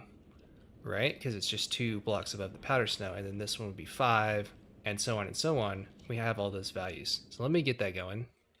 I'm sorry I can't show as much of this, but I already was messing around with this a little bit earlier, and it was looking like it was going to work very nicely.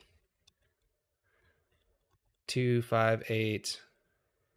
I'm going to bring that up a bunch.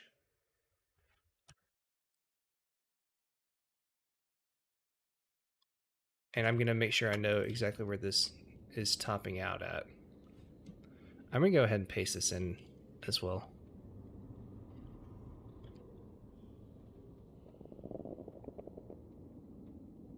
So we would have another platform here, another one here, here, and that should be the last one. Yeah, that's correct. Okay, so now we can count exactly how many there would be. So they're starting at the first one. There's 1, 2, 3, 4, 5, 6, 7, 8, 9, 10, 11, 12, 13, 14 total. Okay, so I have those values, y values going up by 3 from 2 to 41. So I'm going to put the formula in.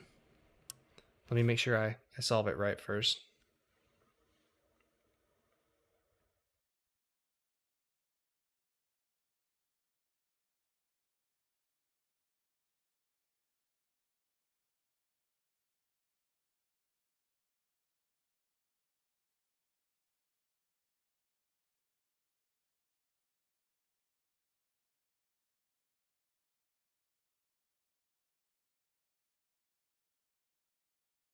And I'm doing this for a total lifetime of 5 seconds right now this first time. We can change that value and we'll get different approximations for the what the x distance needs to be.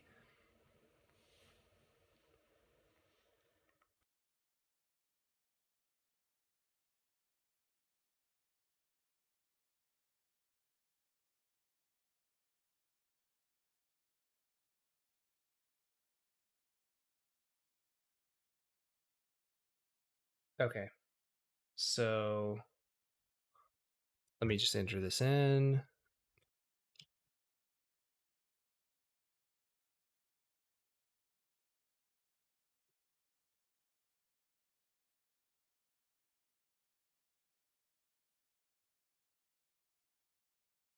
Sorry, I'm doing a little bit of algebra.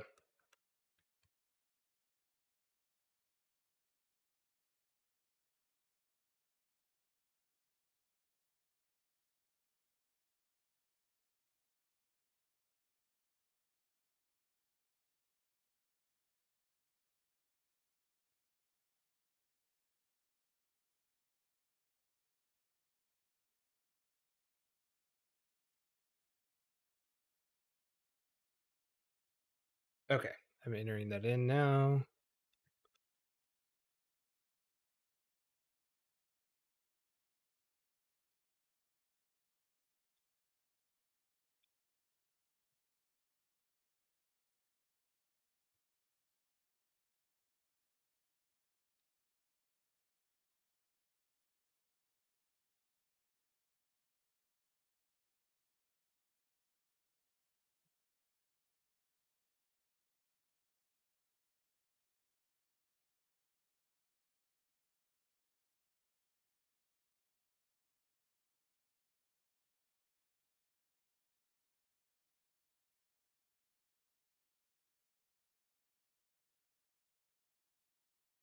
.9.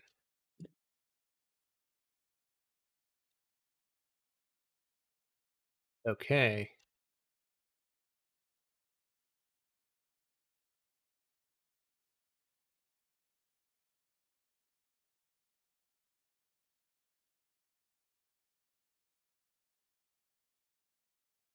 Let me make this round to the nearest block.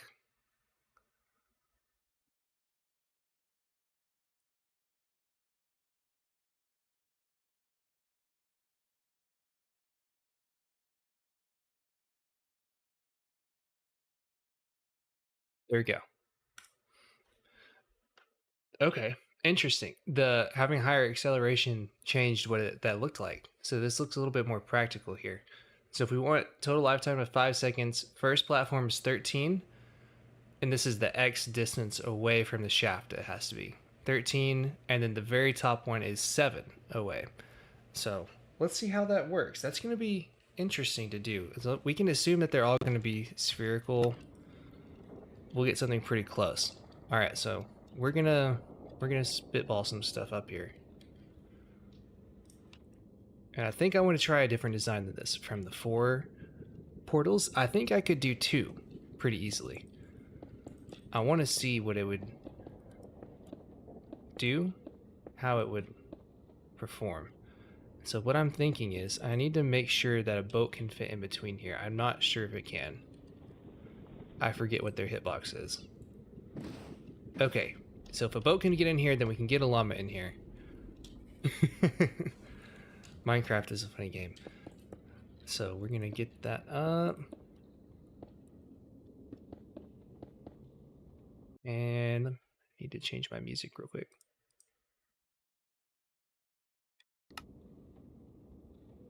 All right. Do we have anyone still in the stream? Let me look and see. How are we doing there? Oh yeah, we have a bunch. We have more than usual. Nice. Lots of people like physics tonight. So we have those, and let's just make sure we have a setup that will yeet stuff into the void.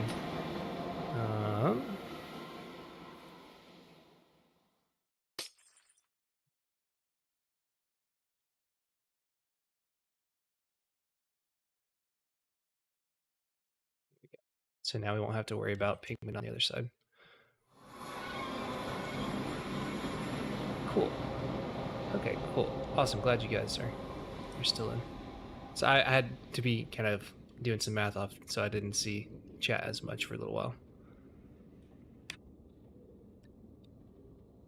Yeah, it's gravity in Minecraft is really strange. It's different for item entities too.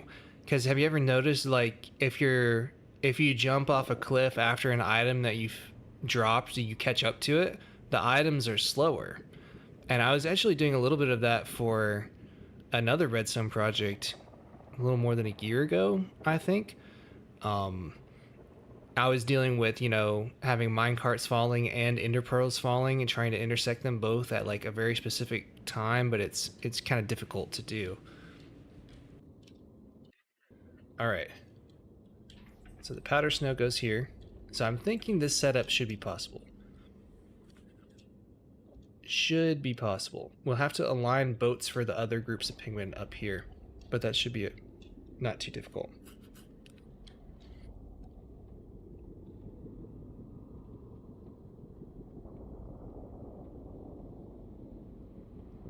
So we can make the drop shaft the same way. I might switch to white stained glass. I've been doing black this whole time, but it's been really bothering me. I think this will make me a little bit more sane. Oh my gosh, it's so better. Nether lighting is something else, man.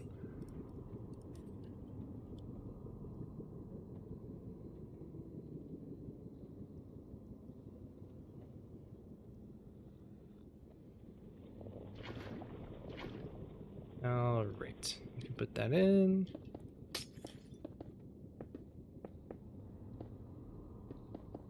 Here we go. Excellent.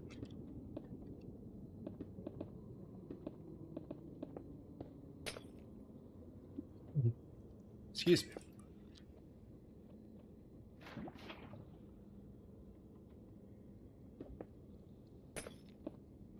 Get all these set up.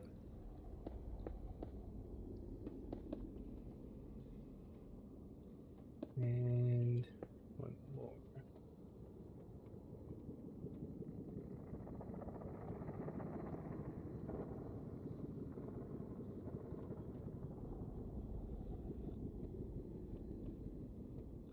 Sorry. And we go like so. That should be fine. Make sure both those will be linking up here. Yes, that is correct.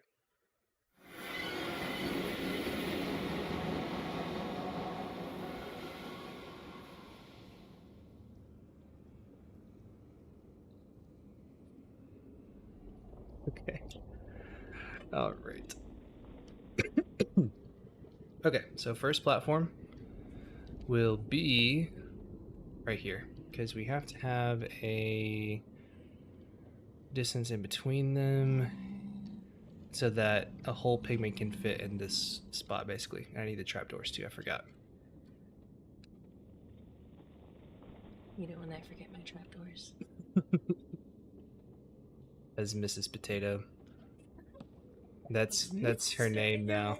What a solitary story. There's also a sweet potato. Fun fact. So let's go put that in. There we go.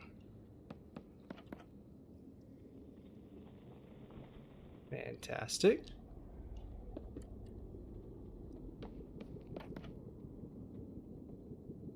So now need to kind of figure out what the middle will be because all this will be.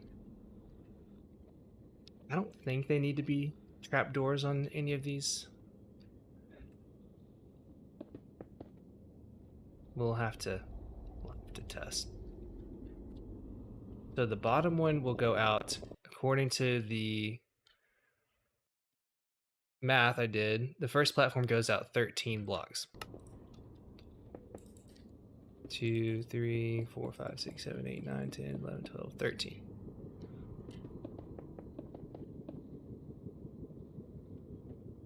Okay.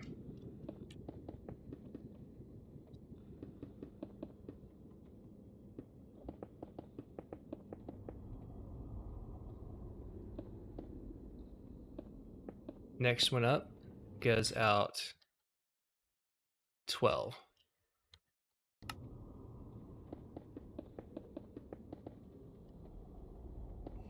I need to get world edit going on these two because this is going to be annoying.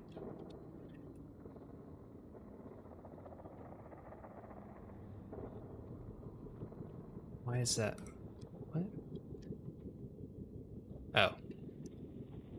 There we go. 12, then 11.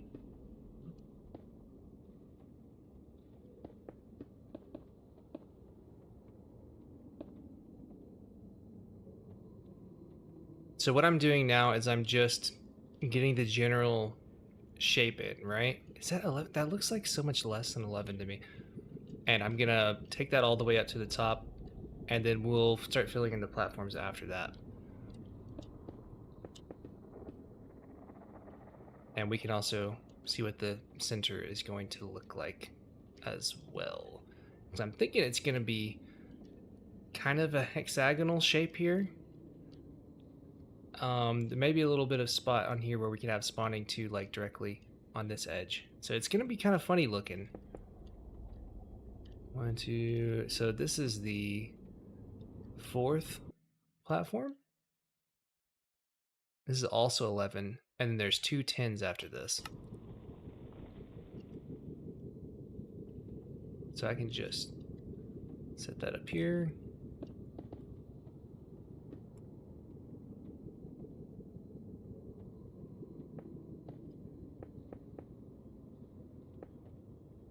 So this one should be 10. Okay, so that's 20 blocks, so that is correct.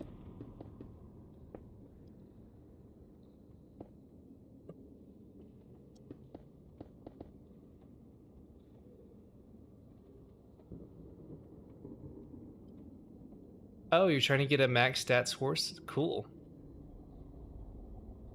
That's a pretty good one, man. That's pretty sick. 11, 11, 10, 10, 9, 9, 9. So it looks like it kind of evens out a little bit more after this.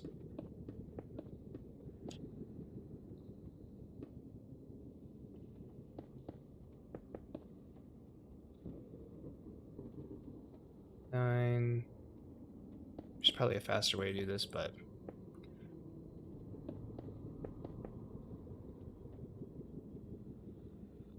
9, 9.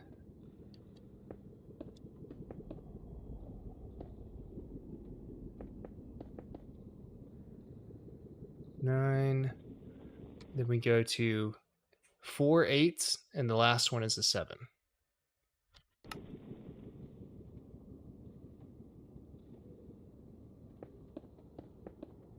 I'm just going to start copying these, which I should have done the whole time.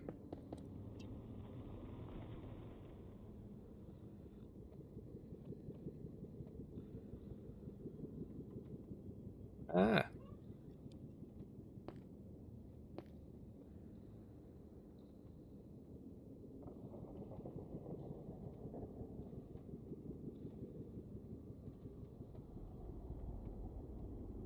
Okay, so that should be our 4 8s. Oh, maybe not. How many is this? So this is the 9 one, right? 5, 6, 7, 8, 9. It looks like I copied the wrong one. So we had 2 10s, 3 9s, then 4 8s. 1, 2, 3. So that means this one needs to be cut.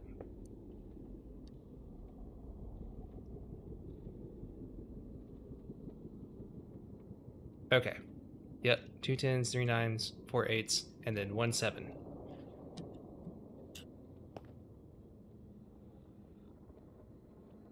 Oh, that's not right. Forgot that I had something else on the clipboard.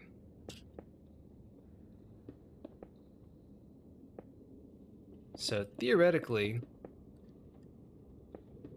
this should be optimized for the same lifetime for any of these platforms, depending on where the pigment is spawned. Just kind of interesting how it kind of, I would imagine it would kind of curve out this way. Oh, okay, thanks for the project, Matt. All right, sorry, thanks for, my brain is fried. Thanks for hopping by. I appreciate it. And yeah, definitely. I'll still be streaming for the gold farm in the next few weeks. Probably take a few more to get it finished. So we'll be doing some more on that. And thanks for stopping by.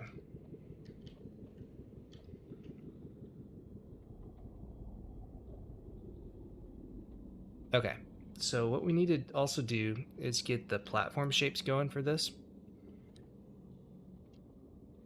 There's got to be a way to mirror this with World Edit, right?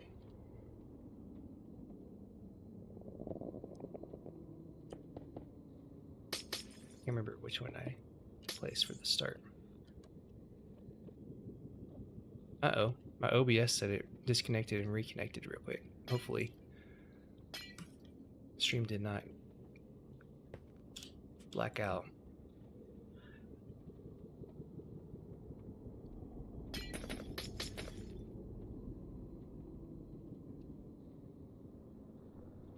Okay, well, it seems like you guys are still there, so should be fine.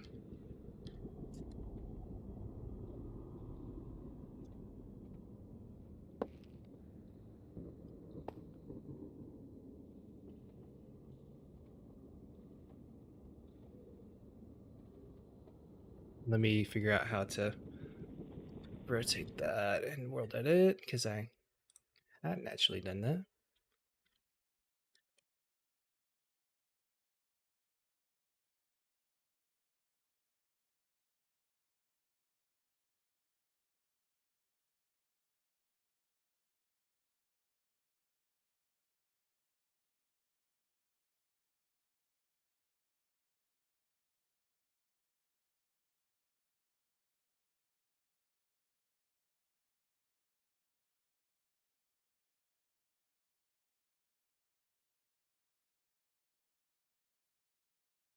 Hold on, I'm gonna try some things I haven't done.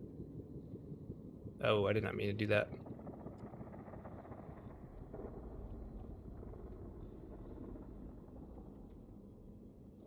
Oh, excellent.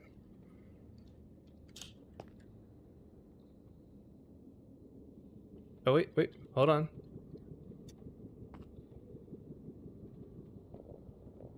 Yay! Surprising that I taken so long to actually get that very simple piece of knowledge. So now we need to get this part figured out.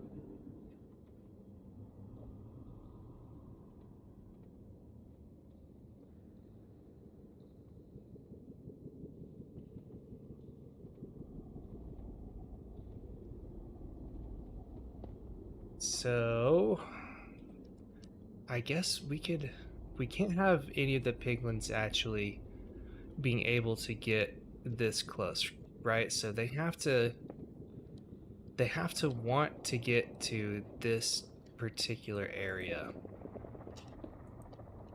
And right here can't be closer than this block is, because we want them to walk around and jump forward, if that makes sense. So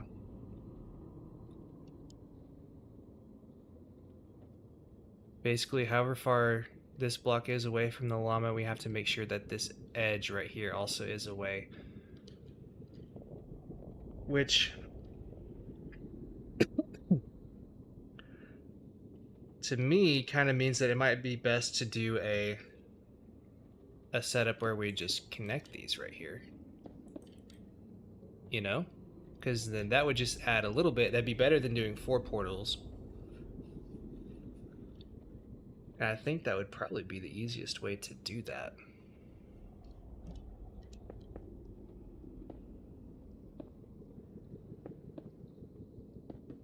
I'm fairly certain.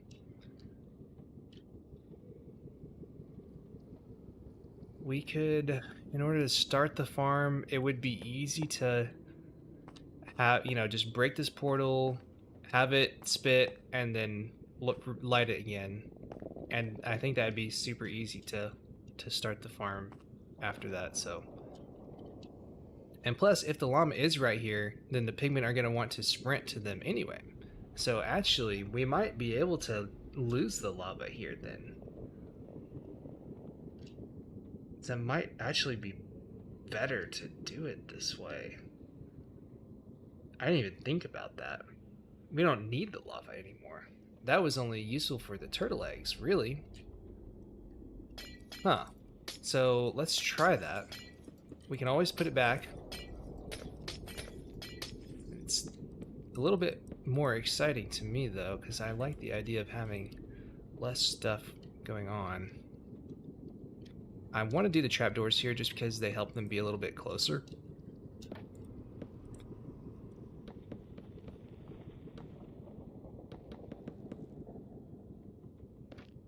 Oh, that's not on the right block. I'm dumb.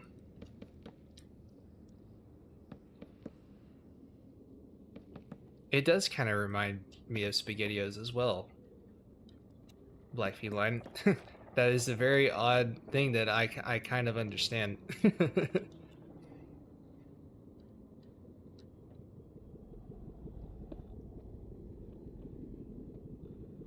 Okay.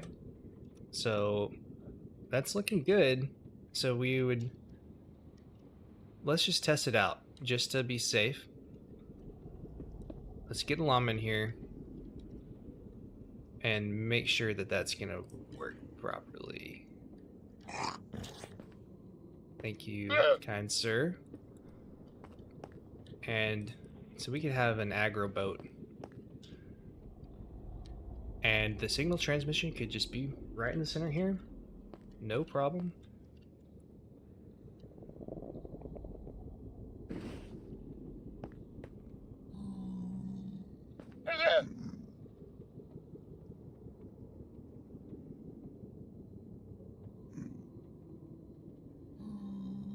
And this is all it takes.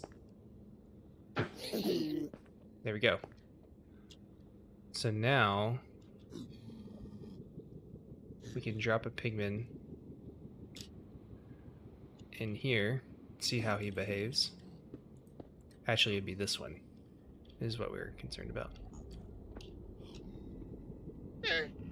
And we'd probably want him already moving forward like he would be. Let's just do a quick little test.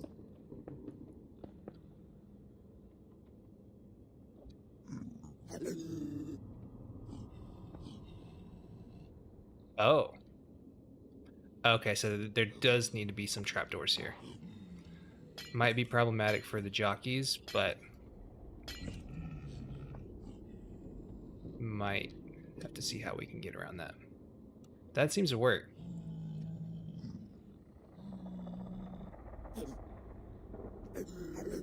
Oh, no, of course that's not gonna work.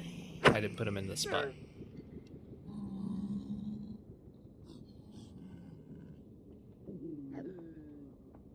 Yeah, dude, that's like instant. That's pretty cool. So we might have to do something funky for the jockeys, because I know chicken jockeys can fit through here. So we could do this all the way up. We could do some other trick. I guess that would work. That would. I can't think of a reason why it wouldn't. They should still pathfind through all that crap.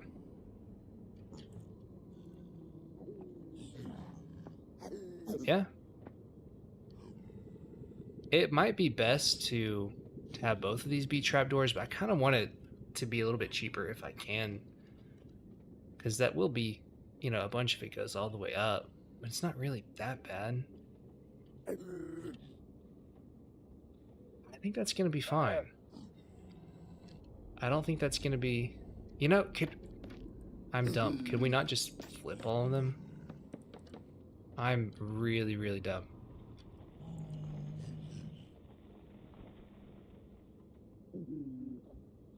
Yeah, I am a moron, so we're gonna forget about that.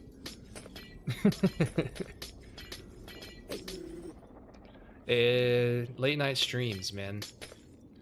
I feel like all of the best part of my brain power is like extended during the day when I'm at work, and then whenever I'm on a stream actually trying to use my brain, I feel like it's not there as much as I would like it to be. But that's all good.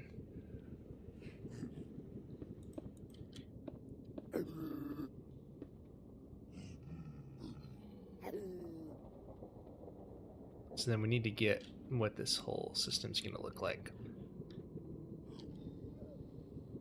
I kind of want these to be radially symmetrical, if that's the correct terminology for that. Or symmetrical about this origin to where they're all on the right side, you know? Not that it matters at all.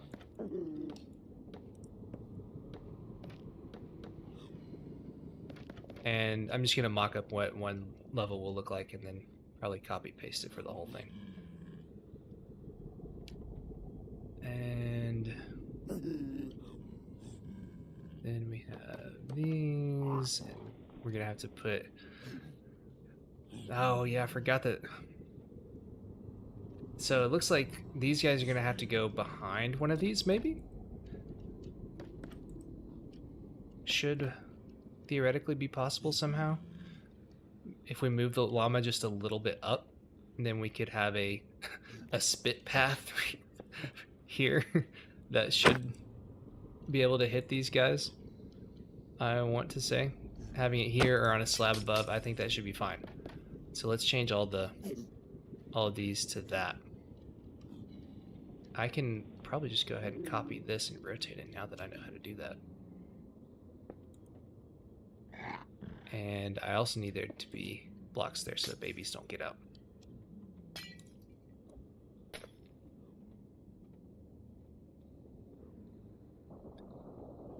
Yeah, they'll be fine for all the trapdoors. And there's not going to be lava anymore, so we don't even have to worry about them burning or anything. It should be fine. Alright, so I got my first thing, and the second one's probably right there. So I need a place to copy it. That's gonna make sense to me. So 1, 2 on the third bedrock out.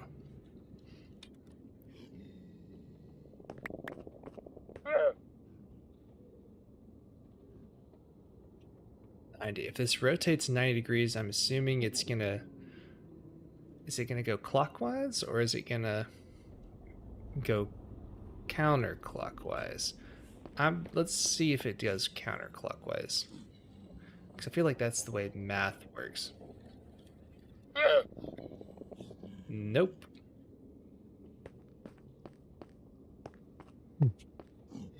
Alright, I'm sorry, fellas.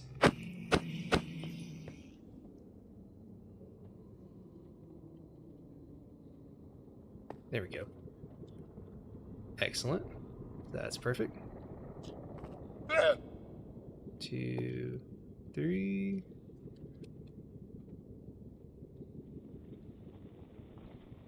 Yay. So nice.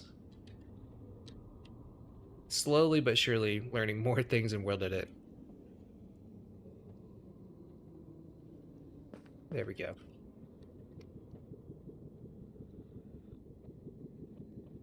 Yeah, I guess that's true. Because most of the time in like math, stuff goes counterclockwise whenever you're doing, like polar coordinates and stuff like that. But I guess that's not how they're doing stuff.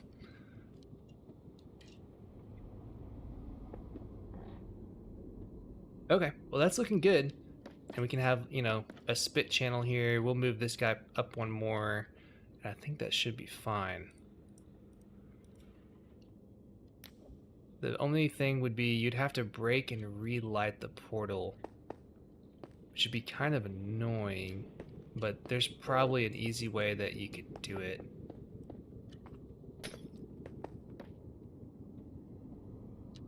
We might could put a dispenser in here, perhaps? Because I don't want people to have to mine obsidian every time. But the dispenser wouldn't... Maybe if we put a dispenser facing this way, but it'd have to be lava, and then that would break it.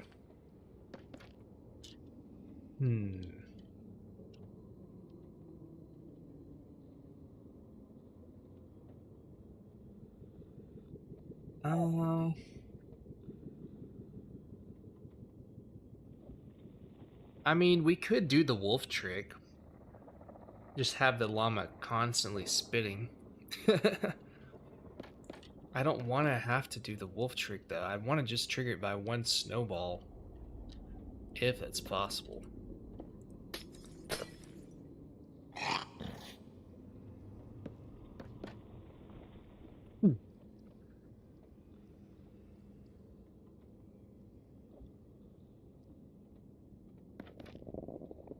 And you can't just break another portal like that in survival, can you? I don't think you can.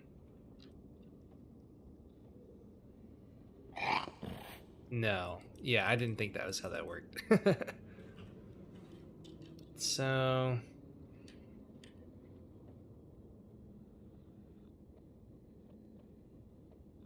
let's see. If I put it here... the problem is that trapdoor is in there. I don't know if there's a good way to do this and have the trapdoors. So maybe we might have to lose the trapdoors. They're probably not necessary anymore anyway. So without... excuse me. I need some water.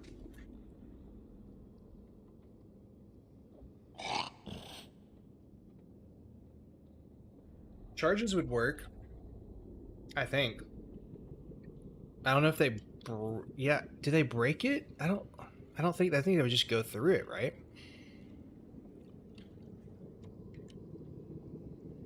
Let me put a sign.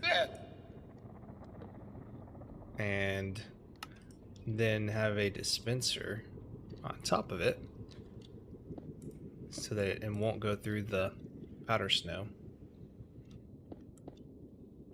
And so theoretically the lava would just go through there quick. Have to be a quick observer pulse to make it not flow into where the llama is and kill them, I think. Or we could put like a... we could just put a block on the other side. Well, it'd break this and then it could fall down though. Maybe some signs or some trapdoors or fence gates.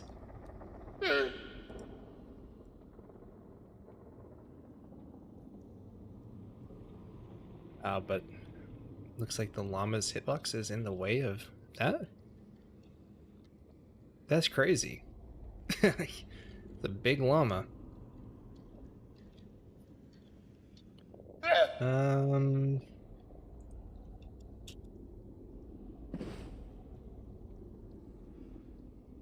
I mean, I could just boat it in there after these have already been placed.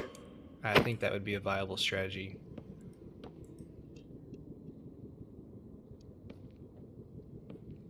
The thing is, I think these would block line of sight though. So it might not be the best idea to have all those. Maybe we can just get a clean blade that won't actually fall down, and I just broke that.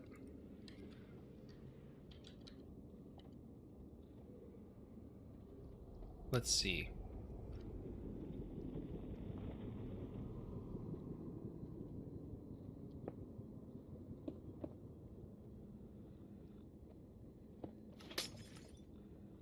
So if we can do something quick like that, then we should be fine.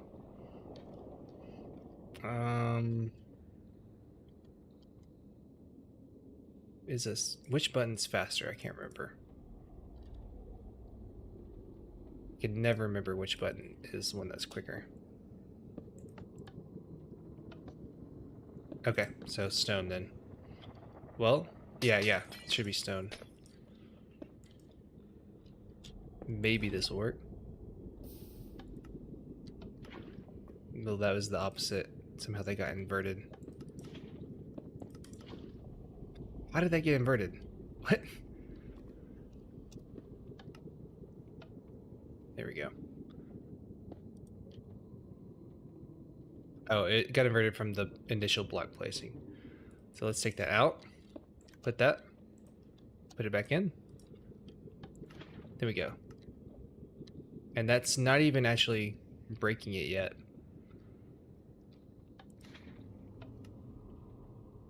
Does that even break it at all?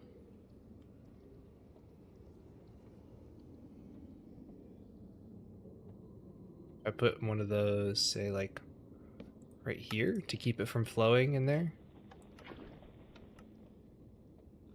What happens if I just... I thought that was supposed to flow into it and break it, right? Are you crazy? Maybe you just have to dispense it in it. I haven't gone super deep into this. That's incredibly annoying. Because it'd have to be on the inside then.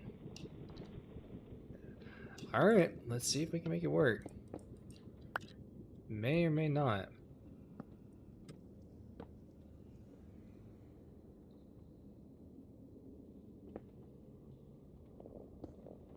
Good news is the llama doesn't have to be directly at the bottom here.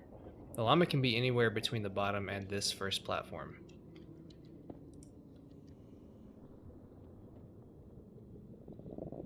Problem is, if we have this to break it on the inside, we have to let the player get in here somehow, which is also annoying. I don't know. Ugh. It's kind of annoying, isn't it? Maybe we could put like an extra layer in here just for the purpose of the player getting into like right here. That might not be a terrible idea. Because that way we wouldn't have to even mess with any of these at all. We could keep the trapdoors there. I think I might try that.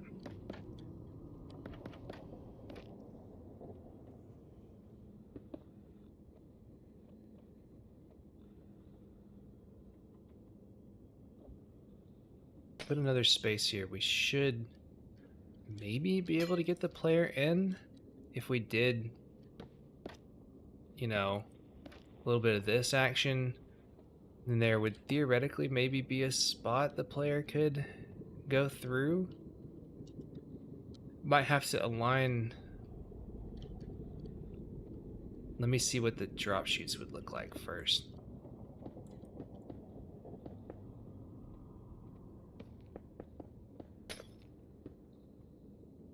Kind of confusing with all the glass everywhere.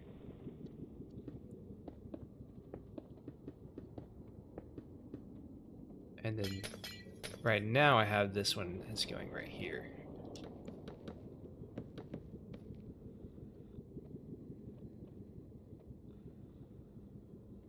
So that's on top of the portal, facing this way.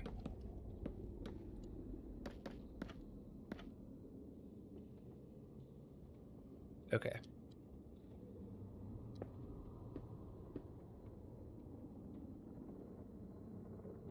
That's kind of a funny shape, isn't it? There's a lot of odd shapeage going on there. There's not really a way around that, I don't think, though.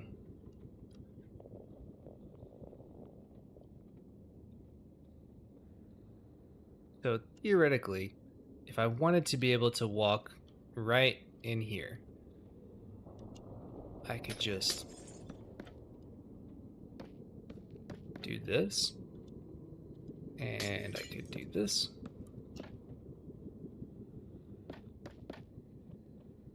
Is there any way I can... Yeah, I could turn these into trapdoors. And bam, I can get in the middle here. So I don't even have to break a portal. We could put the llama right here. I just have to be able to look at it. And the pigmen will stay.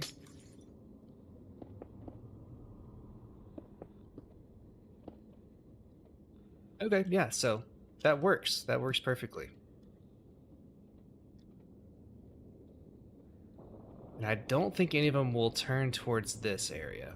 I don't think they will. I think they'll try and just go straight here, because why would they move this way whenever they can just move straight? You know, I think it should be fine. Okay. Are you heading out? What's up? Hey, what's up, TTH? Good to see you on the stream.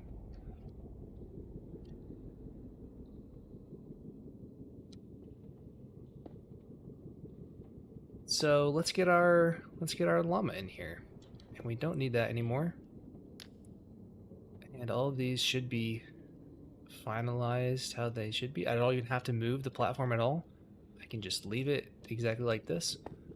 And with the llama on this level, it should be just fine. We can't get a boat through there, but that's okay. And I guess we can just align it directly in the center. Somehow. I don't think it should matter too much. We'll have to see how the signal transferring does going upwards in this small of a space. Can you fit in there, big boy? Oh. Alright, you're a little too chunky. Might have to drop you down. That's fine.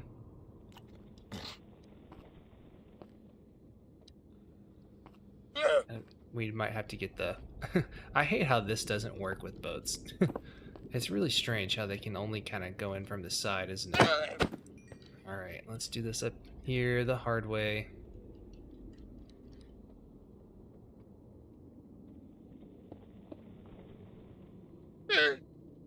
There we go. Is that so difficult? Should be able to fall through. Am I? Probably not doing this right. I don't know why it's so difficult for me to see where I have to drive. Okay, yeah. I think that's pretty good.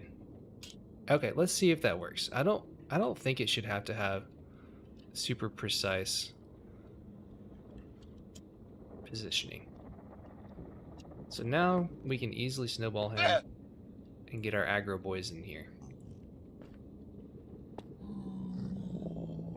So these guys can be, you know, the initial aggro spreaders. And then the signal chain will also be spread directly up the center.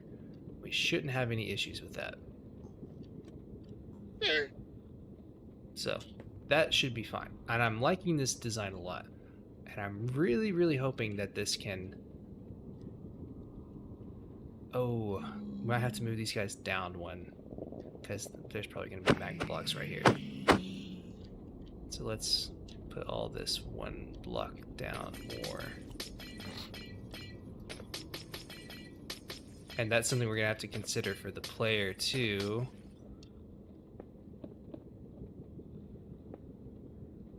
So if there's usually going to be blocks all right there. Okay, so we could still hit it, have the pigman here, and that'd be perfectly fine.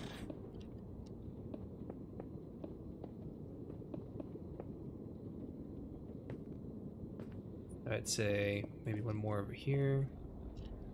Get our boat in. And we don't want the pigmen, we want there to be a pretty good, you know, space between the two so that you don't actually hit the pigmen yourself, because that would probably be a disaster.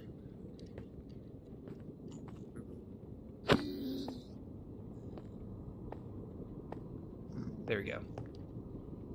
So yeah, plenty of room. Can easily snowball. Oh, we might have to have that boat over just a little bit.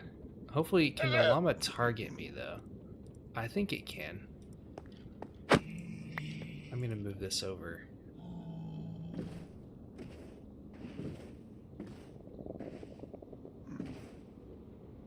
Is that gonna be... Okay, yeah, so it'll still be easy to hit the llama. And I think the llama will have better line of sight, but maybe we can just scoot it back a tiny bit to where the player can go up in front. Might be easier. Bam, runs around back, gets spit on. Fantastic. And we should just need one here. Yeah, we shouldn't need two. Should be fine with just one, but it'll probably be better for two to have backup in case one dies.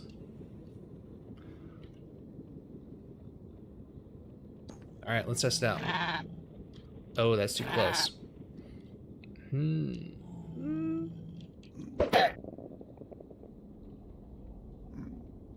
you see? Do we need a little space here?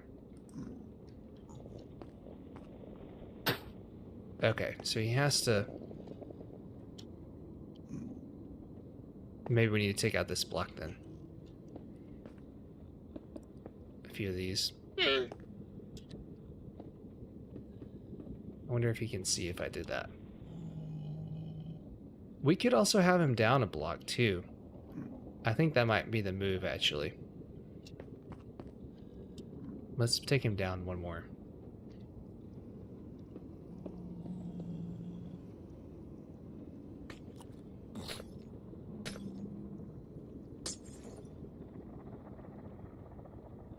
That way we shouldn't need to change any of this. That can be exactly the same. And then he'll have line of sight to spit right through here.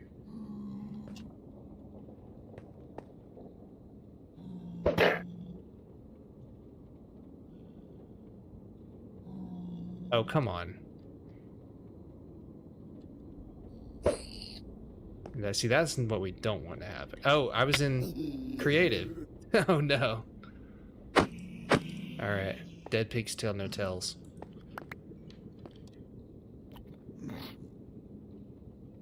So I have to be careful with that then. So maybe I can move them over a little bit now. Because I do think we need a little bit more room there. So he should be able to spit to right here. And there's also plenty of room.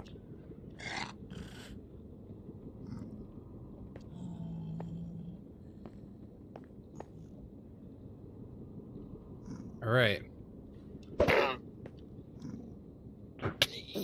Yay! Perfect. That's all I needed. Fantastic. And maybe we could even have a block there so that,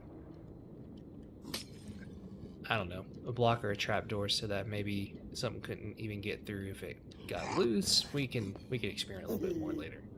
For now, I just want to get this up and running. Hopefully in like the next hour, because I'm gonna probably end the stream after that. Okay. Awesome. So we have our rough platform shape. Let me get this copied over to the 4 sides.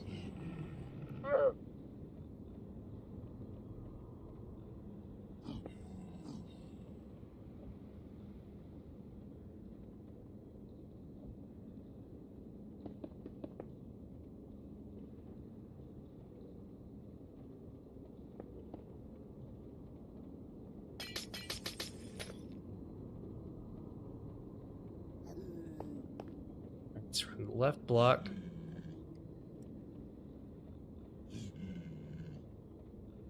$90, and then that'll go over here. Yes. Okay, excellent. I believe that is perfect.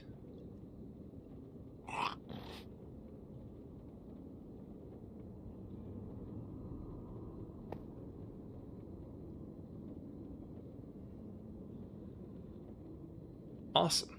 That's looking pretty interesting. It's kind of like a weird, like a termite mound or something.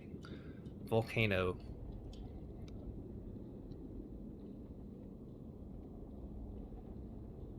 So the question then becomes, what do we make the exact shape of these sides, right? So I'm thinking probably a roughly hexagonal shape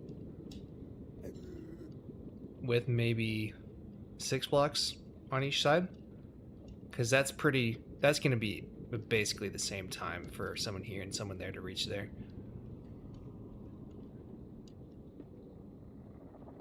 1 2 1 2, and then just stair stepping.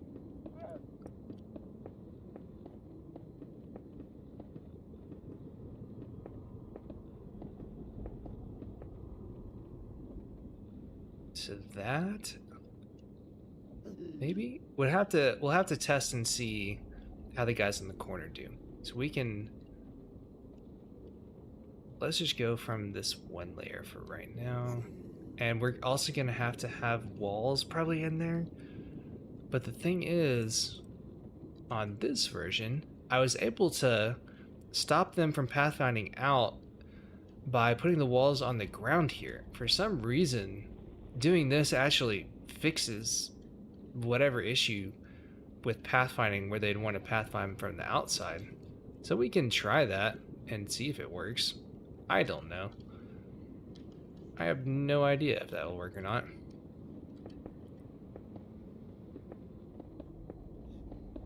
I don't understand why I was doing that in the first place. But I figured it out, so maybe it'll save us some walls for this thing. And that don't look right, because that's not the right edge. That's supposed to be right here.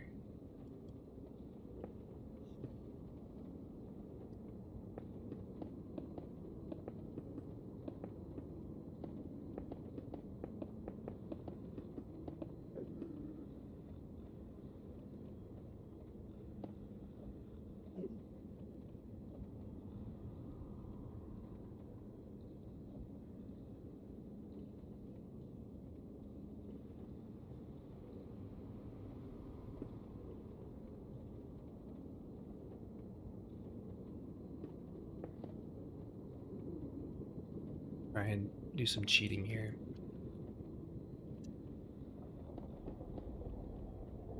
Save me a little bit of time. It does look like an unwell Christmas tree, that's correct.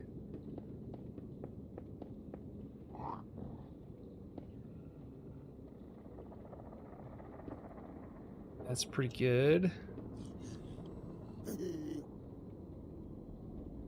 Pretty good. And I can copy this whole half probably and just paste it over.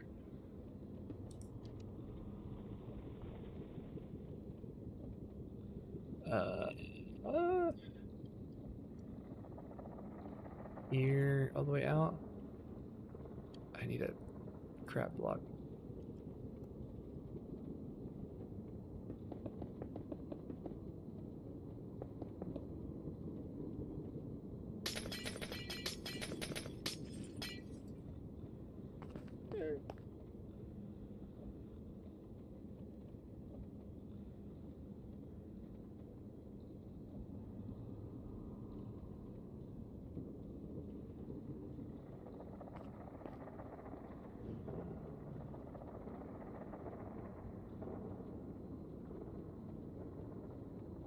Sweet.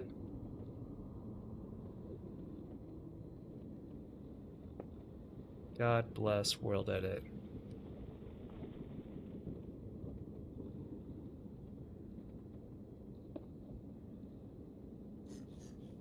Oh, yeah, the little donut disc? Yeah, I know what you're talking about.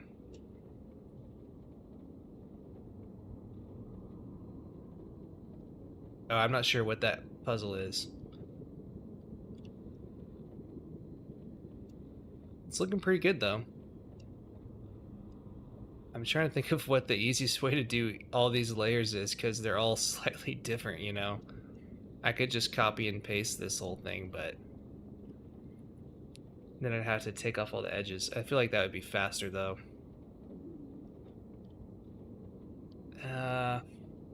Let's just do it by hand for right now.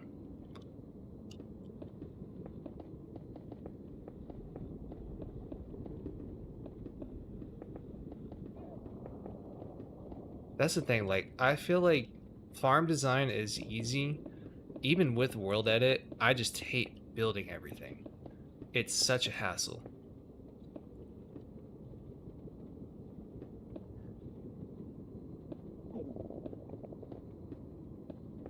And it's hard to see all this. That's alright. It'll be fine.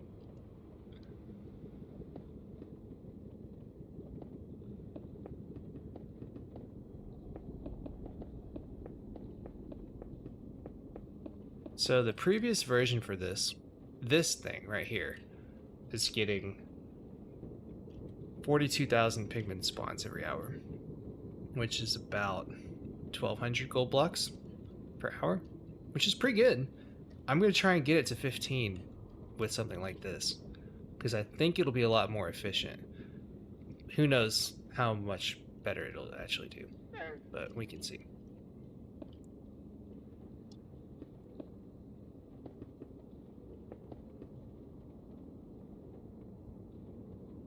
Okay, I might want to actually take this out more, similar to the first one. Actually, we should probably test the first one first. Actually, that's a really good idea. Are these guys still mad? I think they are. Alright, so we're gonna do the test I devised of having a bunch of these dudes and seeing about who gets where first. And I just realized I'm gonna have to do all the platform stuff underneath here, which is gonna be pretty annoying. So that's there.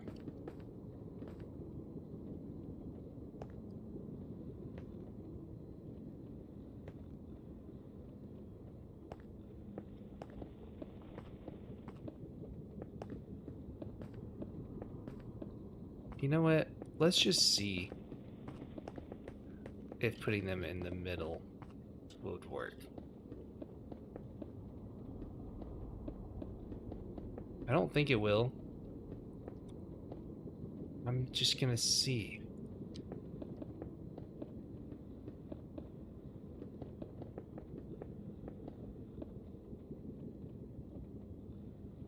Most of these will probably fall off the edge, but let's just give it a try.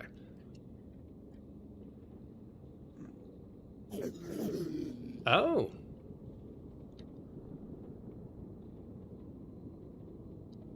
Okay, what's this what's happening here? That looks like a faulty drop shaft. That's my fault. Good. Glad there's no worse issue there. And that is faulty trapdoor placement. Also my fault. Completely fine. Okay, all the rest of them are good. I was just really dumb on one. And this one is not good. I think I accidentally set some things here that don't need to be. That's fine.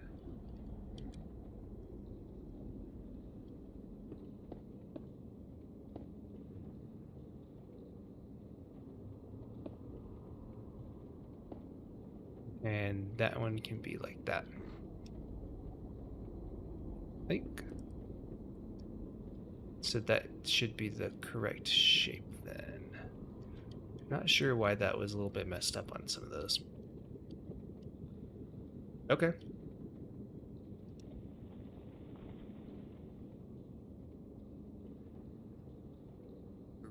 So he shouldn't be going on the outside, right? No. And so he's not moving super fast because their call doesn't come very often for just two of them.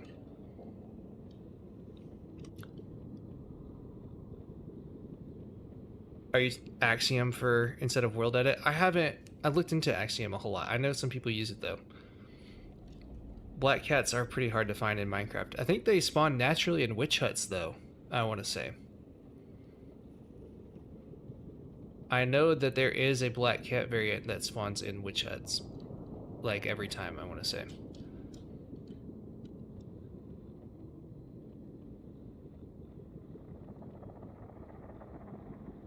On the SMP, there's one with a slime farm. I don't know if there's a witch hut over there. Also, we have the seed. The seed is available if you want to search chunk base. I don't care.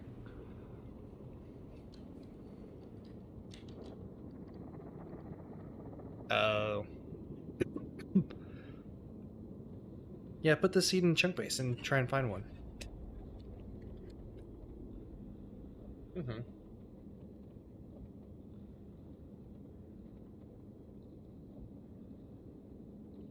I can't remember if they spawn in villages or not. Okay.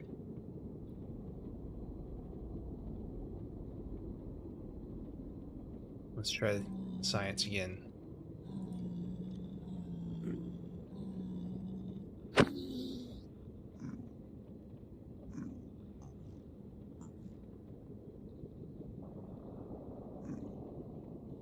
Okay.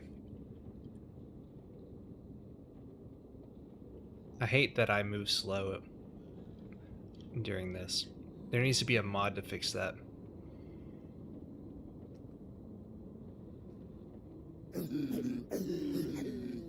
Alright, so he shouldn't normally do that.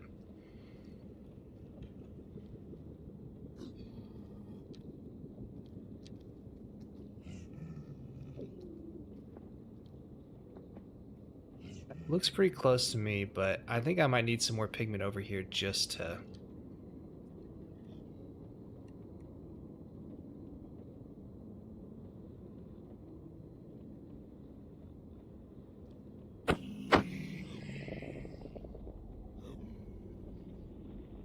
to have more alarm calls going off.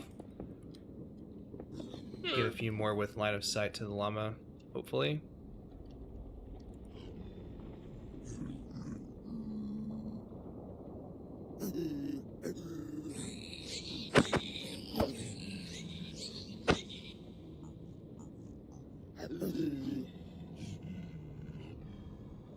I think they should have line of sight here.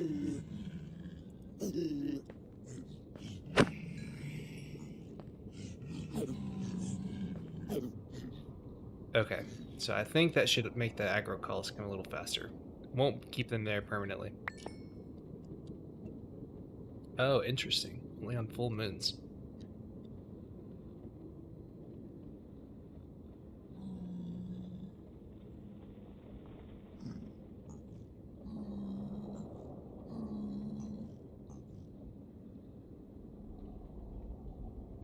Let's just do one at every single one.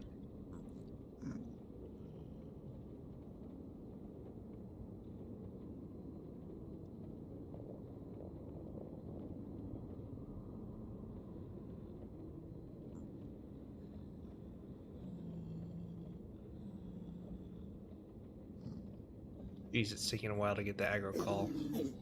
It's annoying.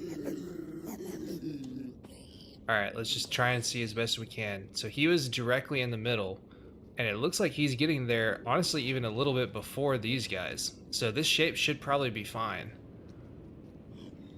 I think the shape should be okay.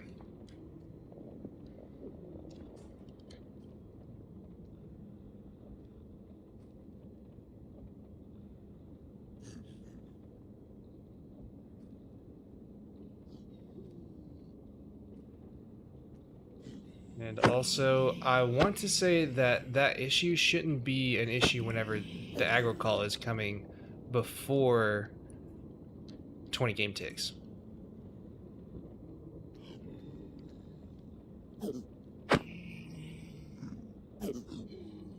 Maybe it will be. Because it looks like he was getting that aggro call pretty quickly. Why is it just this block? What the heck? Oh, that's weird.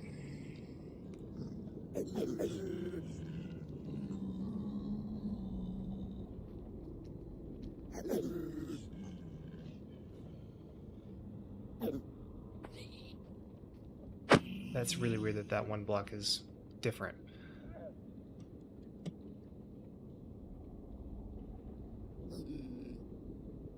Great. Maybe we can try it this way.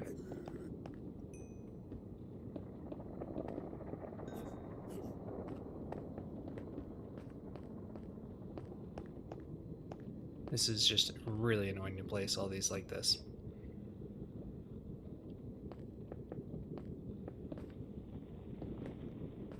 So let's get all that in place and try another pigment on that block.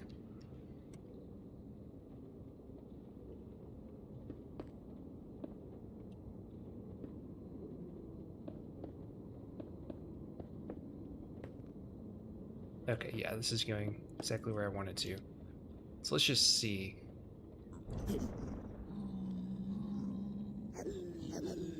Okay, he still runs off though.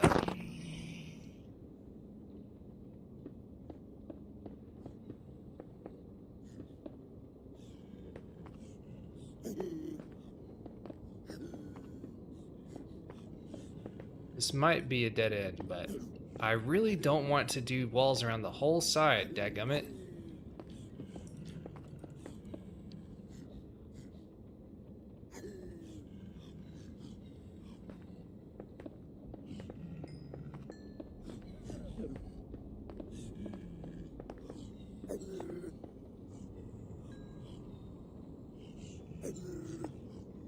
Dude, I have no idea what's in the code either. The pigment aggression is honestly one of the most annoying things, because they'll pathfind to weird ways, like initially, only some of the time. It's really strange. See, the baby went. Did that fix it? So he just yeeted himself again, but there's space here, so maybe that's part of why he thinks he can. It's really strange. So it should be on this one.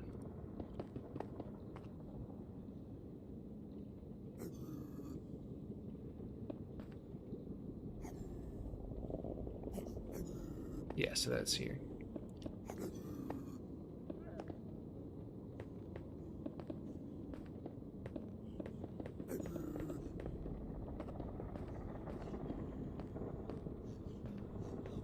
That's on here. Okay, so we made the full circle. Time to see how much time we wasted.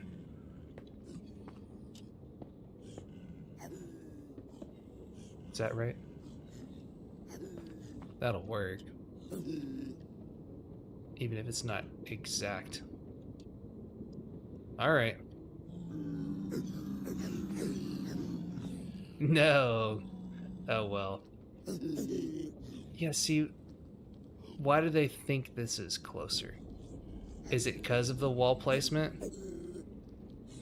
Is it really because of the wall placement? Did I get this one wrong or something? No. They think that this is the closest.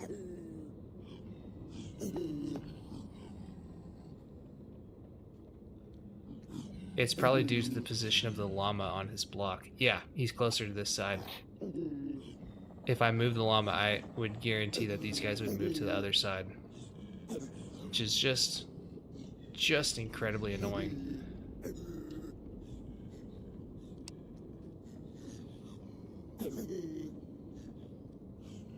I mean, what would happen if I just put a layer on the outside? Would they still do it?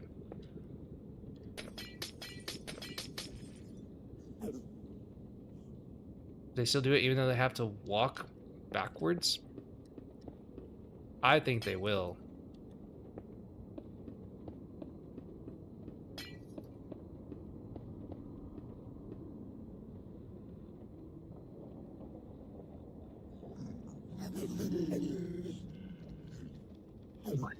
What was that? But that's basically as much hassle as putting walls around the edges. Yeah, walls are a pain, unfortunately. I wonder if string would do the trick. That'd be a lot of string, though. I don't think I'd want to do that. I mean, walls aren't hard to get. They're just a little bit harder to place. Oh, well. I don't know, man. I really don't want to have to put walls on all this. Hmm.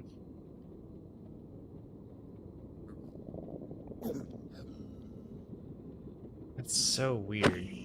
That behavior is just incredibly strange. Maybe if I put it on the very outer edge, I don't think it'll help, but...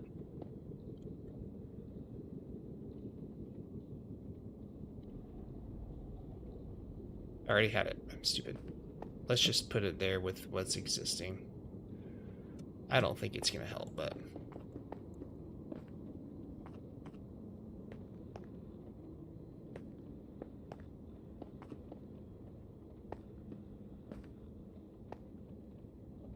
Very, very frustrating. This is just annoying me. I don't know why. It's so difficult for me to place walls where they need to be.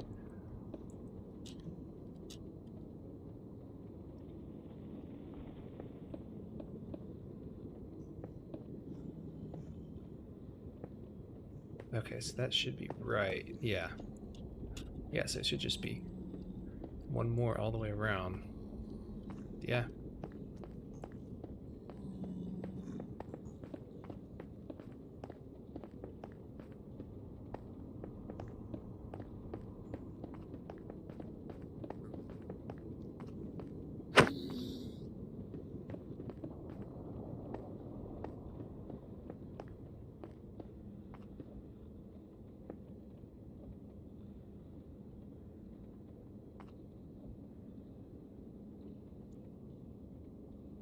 Yeah, that's true. I wouldn't want them to waste time, but they should fall on a lower platform, theoretically. They'll probably find a way to get off. I might have to adjust that a little bit. Let's see. I don't think it's going to work this time either, but... Did they lose aggro? Or is it just taking a while? They shouldn't have lost aggro. Oh. How did that happen? Did a... What? I'm real confused now.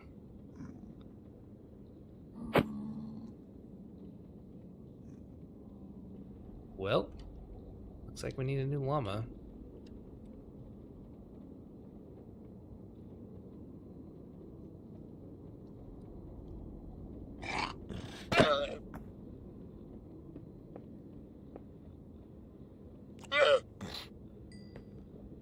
you go.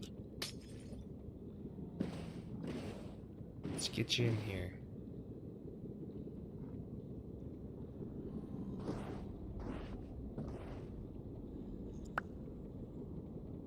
We probably want his head actually facing that aperture. It's probably the best way to do that, so that we get maximum spittage.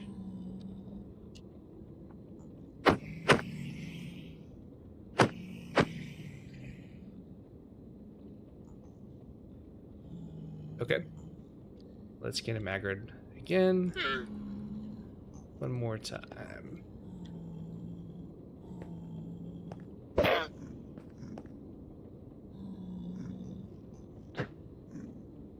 Oh, you can do better than that.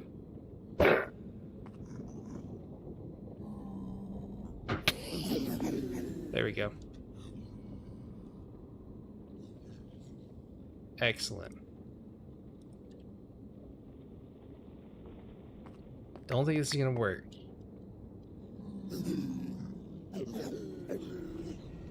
Well, if I can place him right. Oh, nope, he didn't.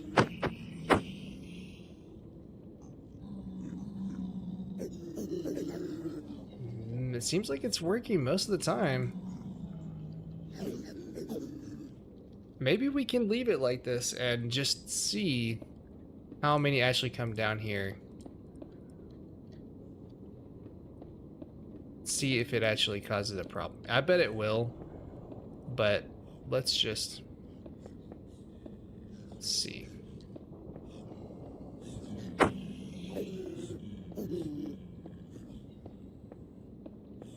can always change it later.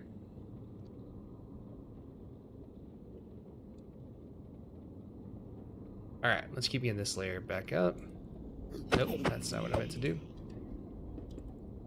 I'm probably gonna have to shut down the stream soon. I'm getting tired.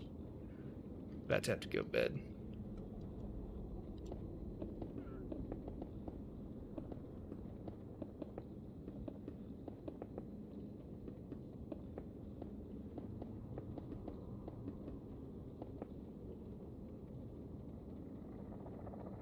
And that looks about right.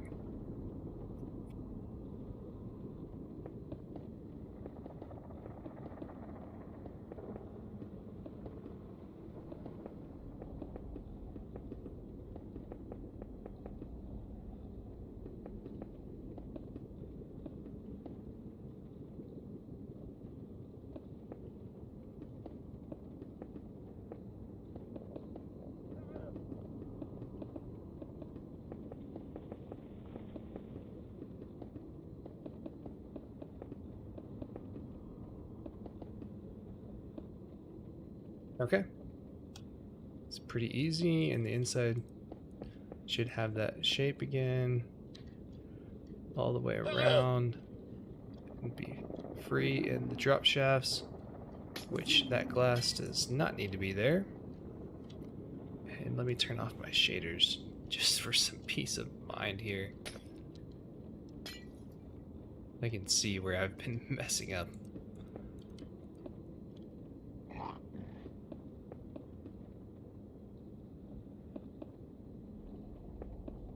You can see the spaghetti-o textures a little bit better.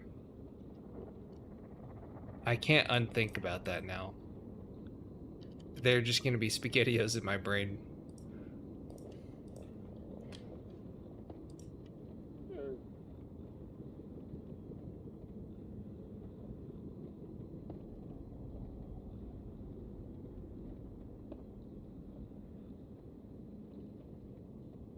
Get shaders back on.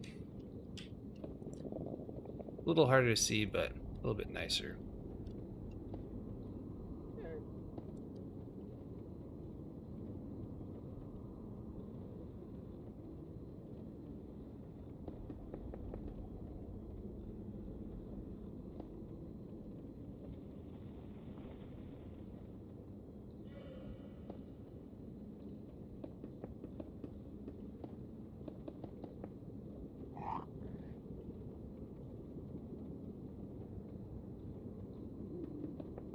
Is this faster than just placing them? I don't know. But I'm doing it.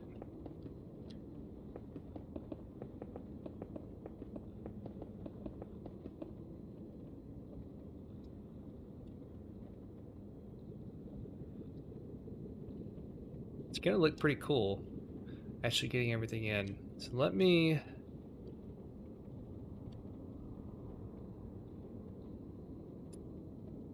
I guess I'll just copy and paste each one that's exactly the same. I'll probably want to fine-tune the exact details of all these.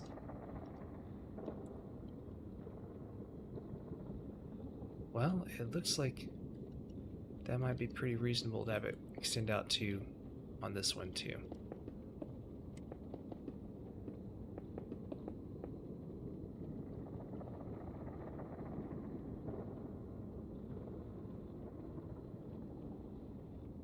Maybe I should cut this one off. I'm not sure.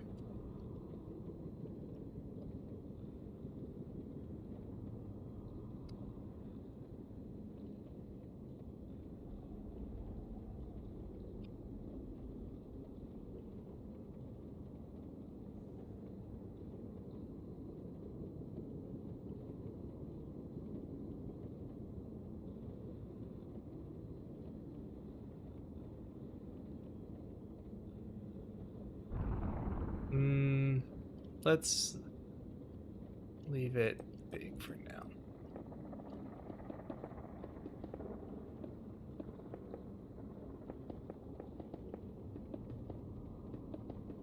I really want to get this all mocked up tonight.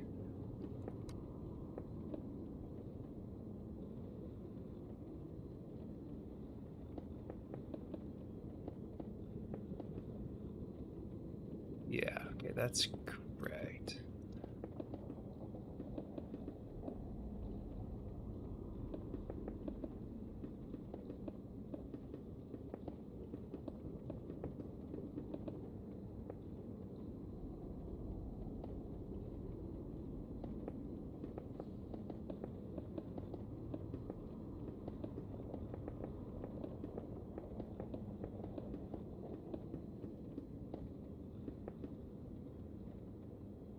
There we go.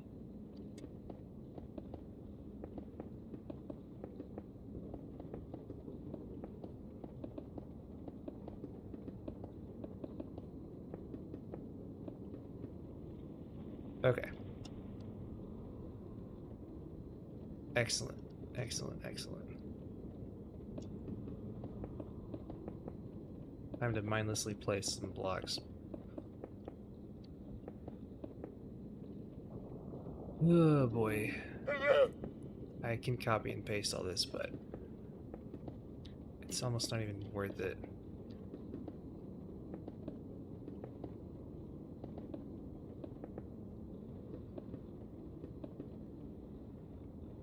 Anything I'm missing?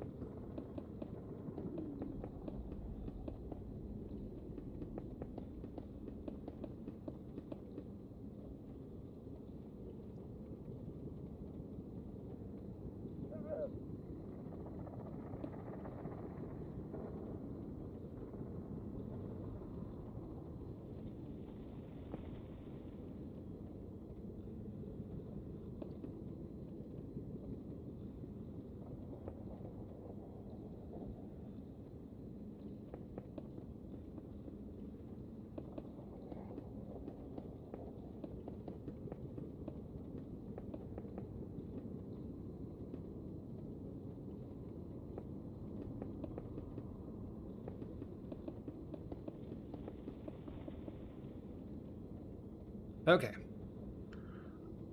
So now we can copy and paste that at least. Let me get this other wall up. And then I'll just copy this whole section and keep pasting it up.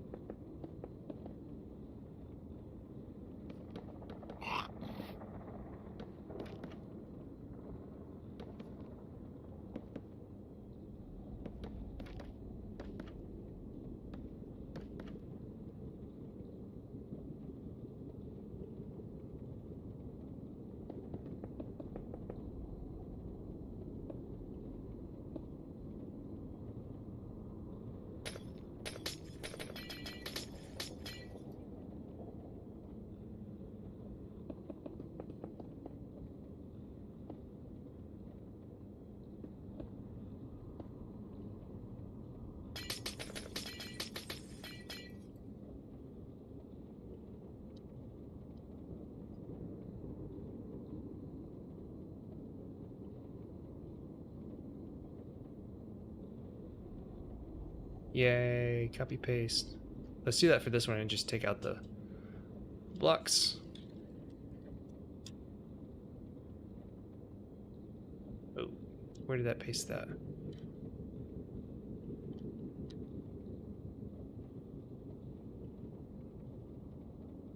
Why is that not pasting?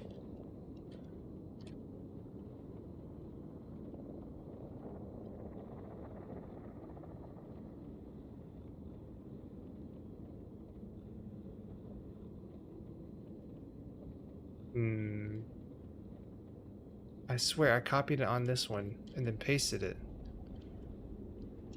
Do I need to be up one more on this one? That might be it.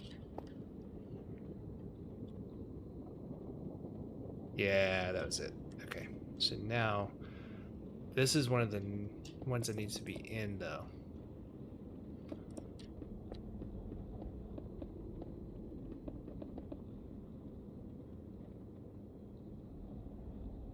Let me look at my numbers again. It's 13, 12, 11, 11, 10, 10, and then 3 9s. 13, 11, 13, 12, 11, 11, 10, 10, 3 9s. Okay, yeah, so that's correct. So we need to get this.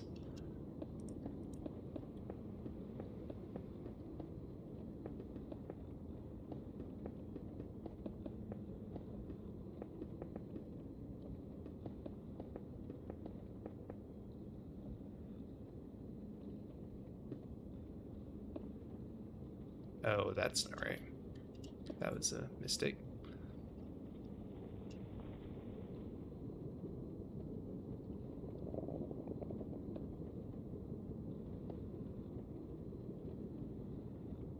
So eventually I'm going to switch to 4.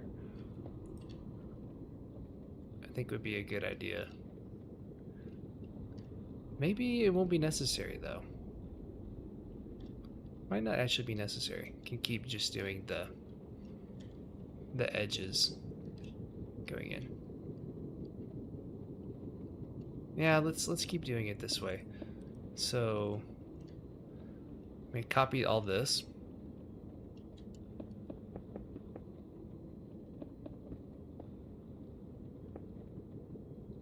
Boring stuff. Sorry.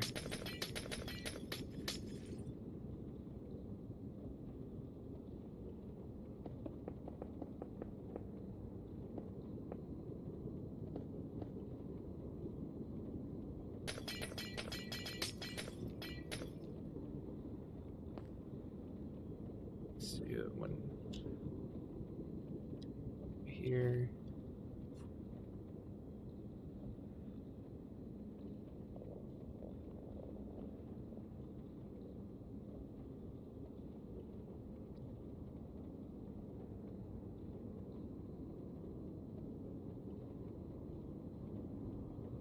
Okay, so we have those are the 2 10s. There's supposed to be 3 9s, 4 8s, and 1 7. So this one needs to be one of the 9s.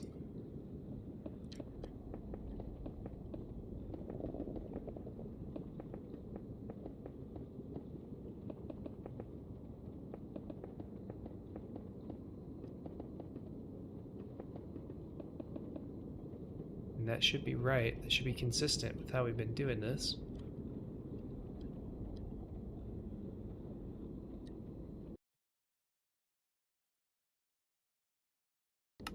Go.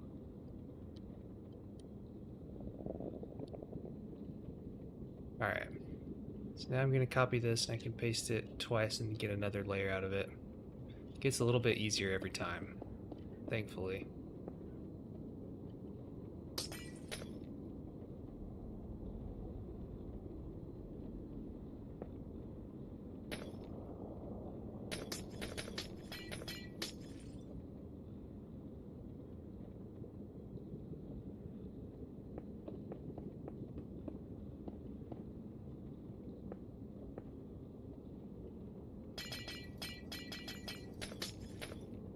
Turn my shaders back on.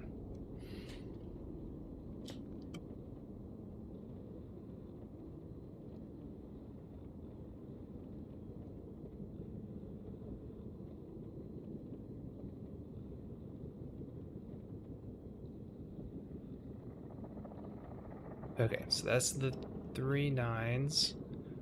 Now we have all the 8s. So I believe it was right here that I had pasted it from.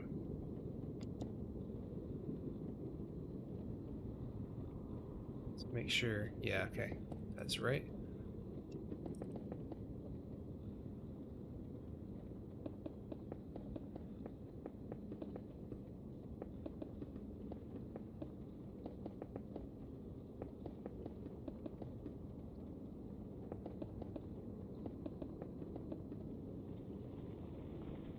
Okay.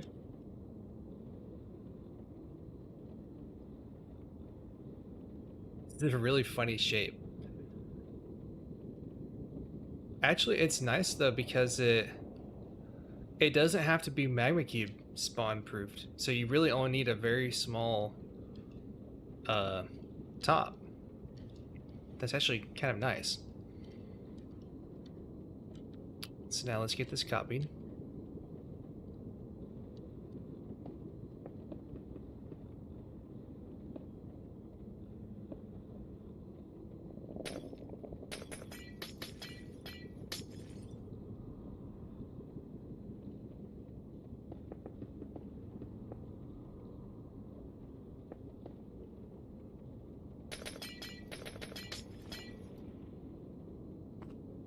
And paste this one a few times.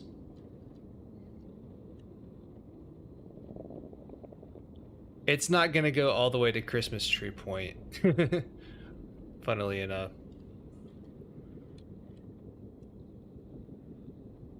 Oh, what? Did I get on the... Hold on. What? I think I might have not copied. I think I pasted that other time. I'm big dumb.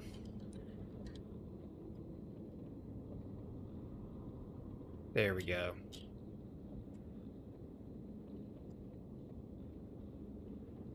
And one more.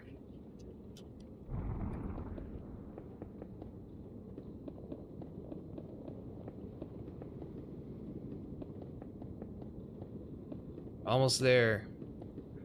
Almost done.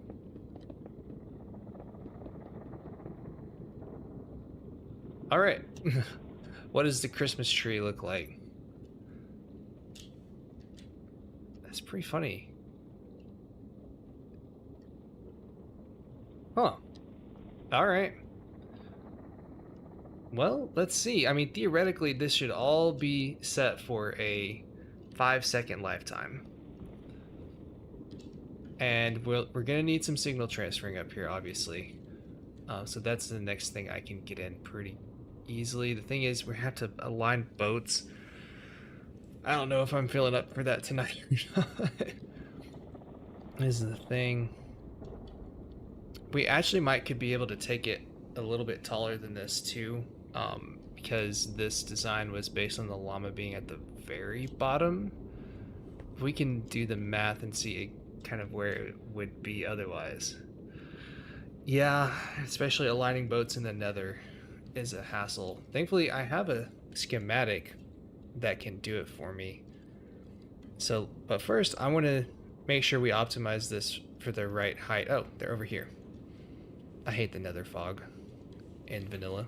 It's very awful. So, let's take a look at this, because this is optimized for the amount of llamas we have. So actually, we might not need to do it exactly like this. So basically the way it works is all of these pigmen right here, so they're right on this one block, which is set to aggro exactly onto this bottom platform here. So theoretically, we just have to have one group of pigmen, and that's on here, and they get all the way from this platform down. So that's 1, 2, 3, 4, 5, 2, 3, 4, 5, and they can reach all the way up to this guy's platform. So this one right here, 5, 6, 7, 8. So each group of pigmen can do about 8 platforms. It seems like is essentially what's going on here. So that means, should there not be 16 total in this since I did it this way? Let me see. 3, 4, 5, 6, 7, 8. Yeah, there's 16 here total. Yeah, that makes sense. So 8 in each spawn group. So theoretically, we could just do one spawn group, but I'd like to shoot for 2 and see how that goes. So there's one, I think we have 14 in total at the moment. Let me double check. Yeah, we have 14. So let's go ahead and add 2 more and see what those would be. Okay, so they're all 7s at the end. Okay, that makes sense. So let's add 2 more platforms up here to get to the right amount, and then I might call it tonight before I actually put them in, just because it's getting late. I don't know. Let's just finish it out. I've already committed. We're already here. We spent all the time. Don't want to leave this stream hanging.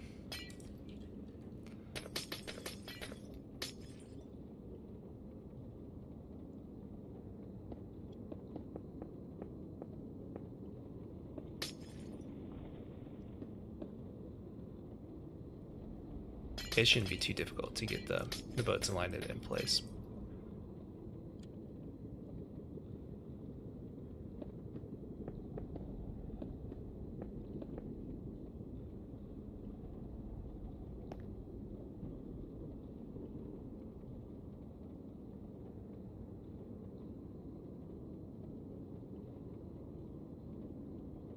Okay, so that should be the correct number of platforms then. Funny looking. So let's get the top spawn proofed real quick, and we can get the spawning skirt around the outside.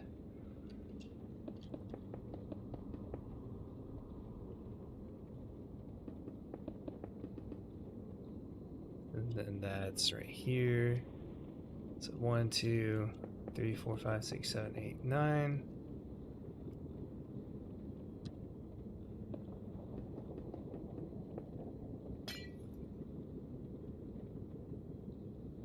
One, 2, 3, 4, 5, 6, 7, 8, 9. You can just do this for a quick and easy.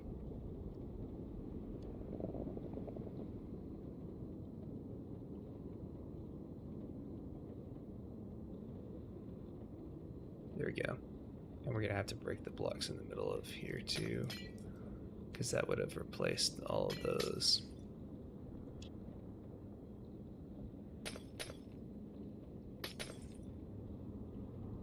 Okay. All right. So this should be maximized for just to get them all at 5 seconds. I'm probably gonna have to have done all this work and find out that there's not enough spawning platforms here, like that we should have it either another group higher or have gone out further in all of these. Should be really sad, but it would make less work for us next time. Let's just do... There's probably a way to optimize this, I think, for gas.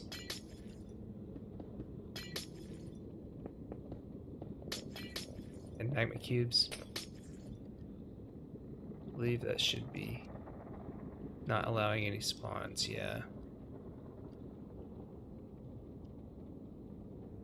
Well, I don't think there should be any blocks right there.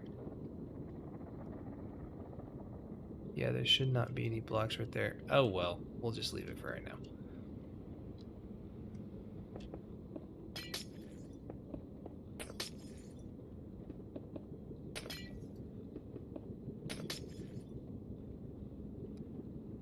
And this is not symmetrical and that's bothering me, but you know, it's gonna be fine.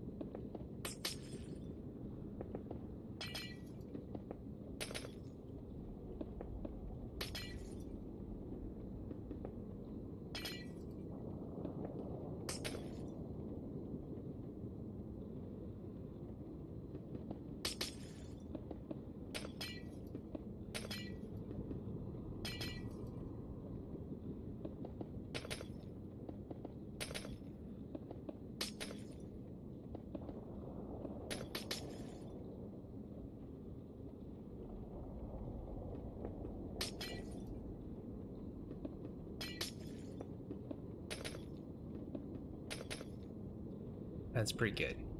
All right. So we have that. I'm pretty sure we'll need some string around the edge of this, but I want to test it without it just to be sure.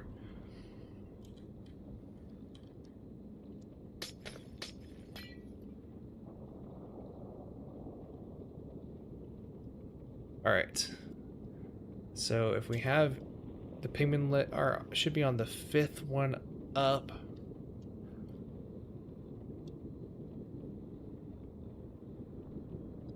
So, all right, so these guys, there's going to be one signal transferring pigment first. So let's find the platform where the main group needs to be.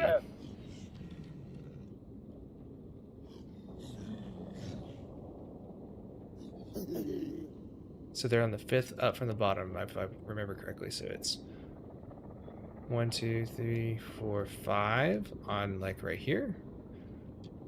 I want to say, let's just mark that with a more visible block. Let's double check. 1, 2, 3, 4, 5. I believe the floor was even with that level. Okay, yes.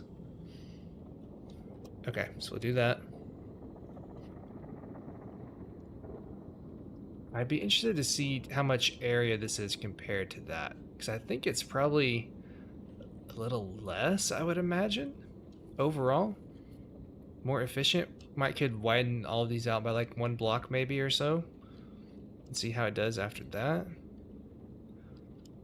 Okay, so there's here 6, 7, 8, and then this would be the start of the next one.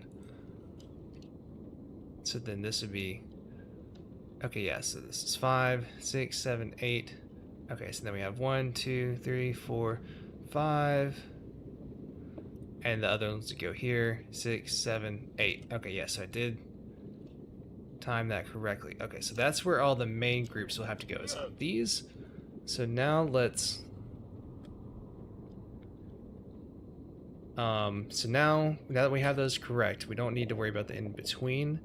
We have to worry about the signal transferring pigment. And so for that, I don't believe these guys will be able to transfer to him as is. We'll need one in between. So these guys will be able to go upwards. What is it exactly? Oh, it's 10. It's on the 10th block above the one that they're sitting on is the maximum. So yeah, 1, 2, 3, 4, 5, 6, 7, 8, 9. And then the 10th block is the one that the boat sets on. So then we'd have 1, 2, 3, 4, 5, 6, 9, 10. So on this level, we will need a signal transfer pigment.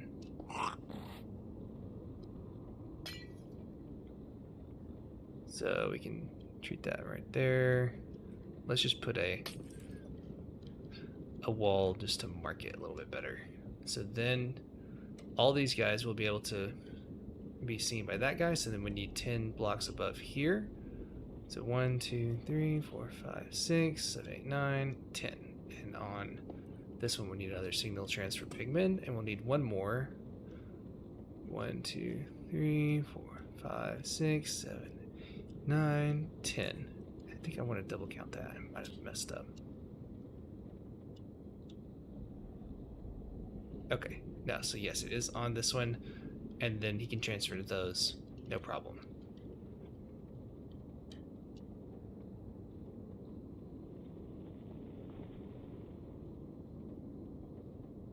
Okay, so now we just have to align all the boats of pigmen up at the top of the world and drop them down onto here somehow.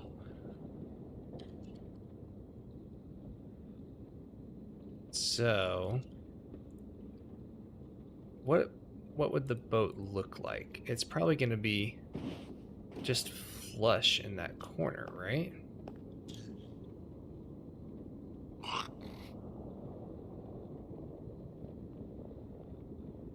We just want it to where there's as little line of sight being blocked as possible.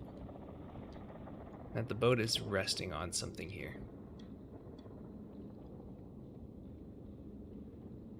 So if the llama's in that corner, then yeah, we would probably want the boat back in this one. So just on this block.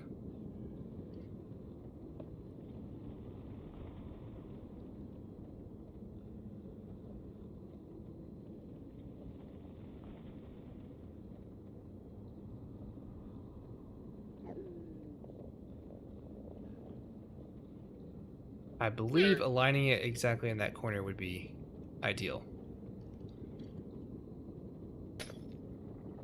So then that would just rest on that glass pane. Both pigmen should be able to see down there. If not a glass pane, we might could look into using a chain somewhere, but I think that should be fine.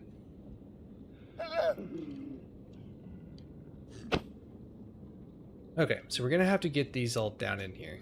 So I'm gonna set this block into the wall so that we know. And let me get a different block for this.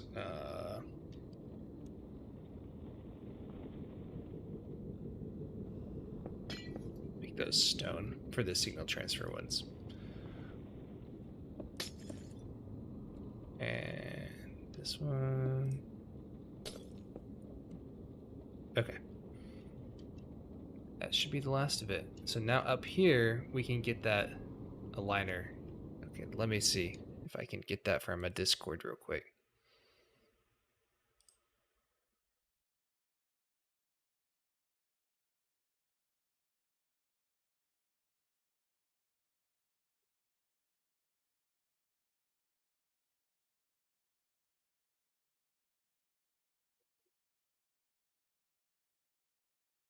Ooh.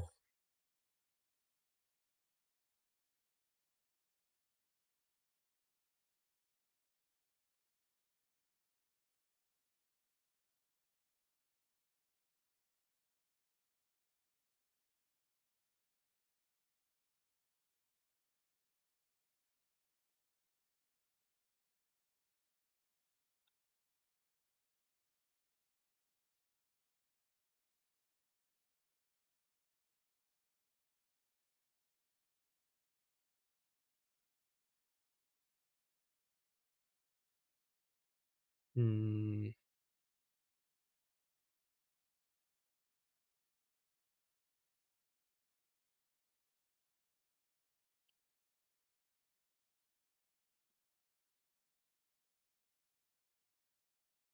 Okay, I think I have it.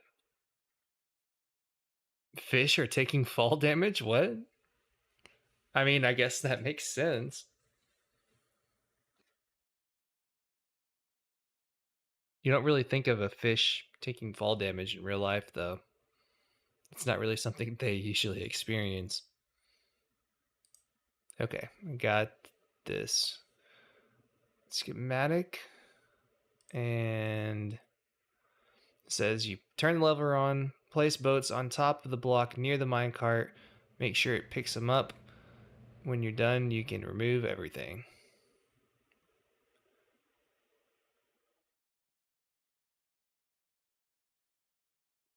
All right, so I got that. Let's paste it in.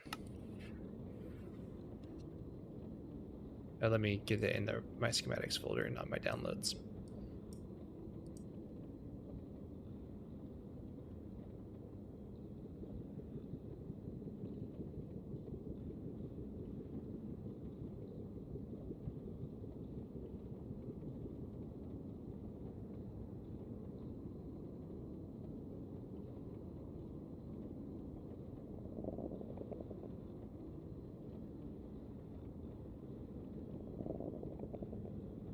Okay.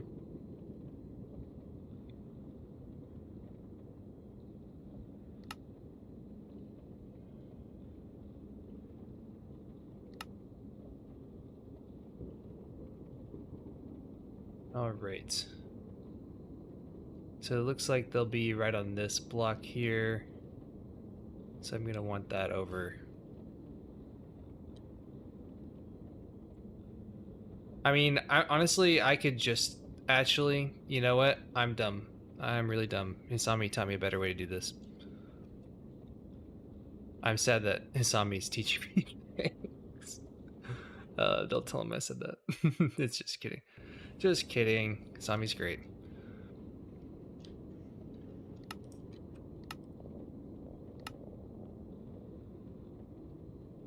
I can summon them directly from this one.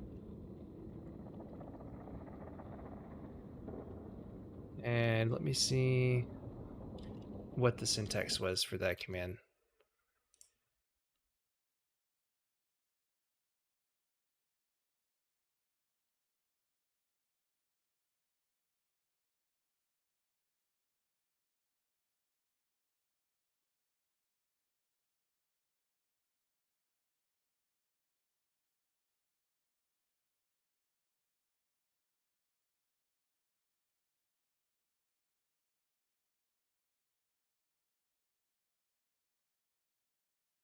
Dude, where was that?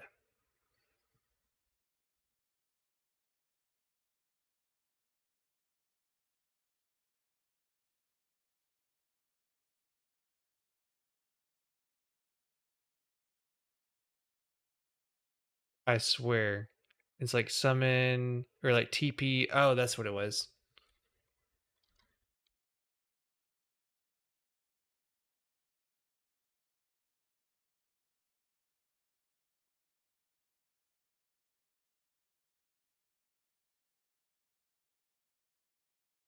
Dude, I swear I had this conversation in this channel.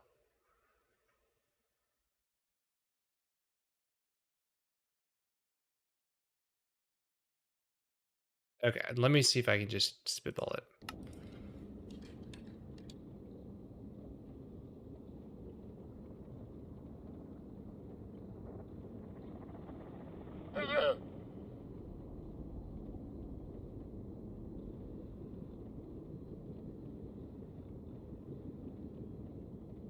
Is something like this.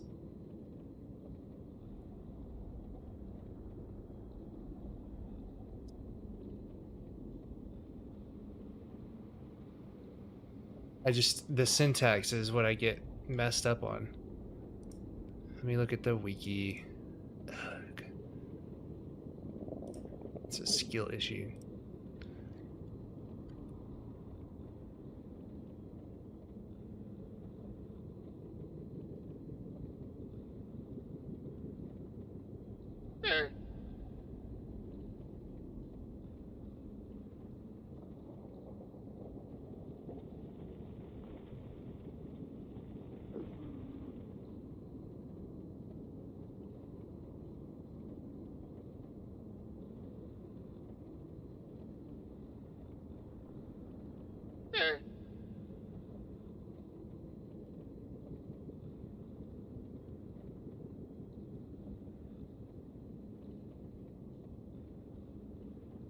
Hmm.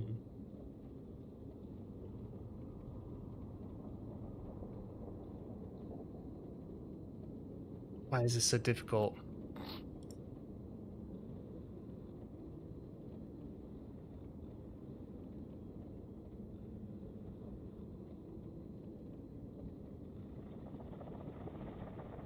Dude, what was the stupid command? This is gonna be so much easier if I can get it.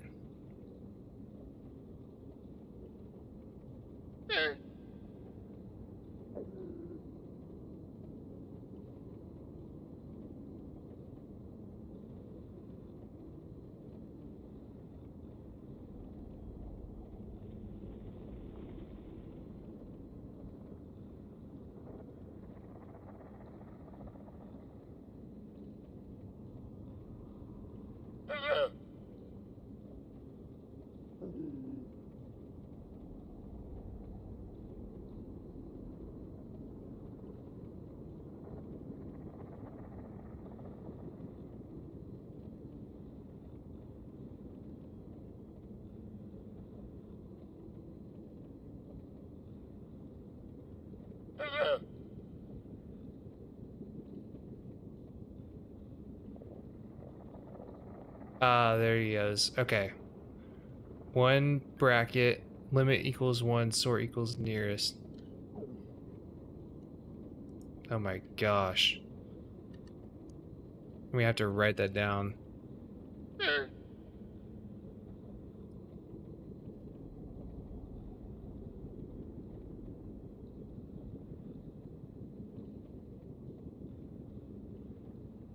Oh my goodness. Yay, we did it.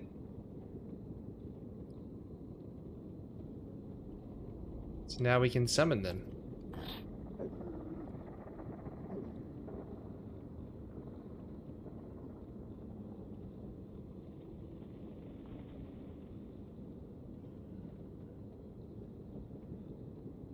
Let's see how we can do.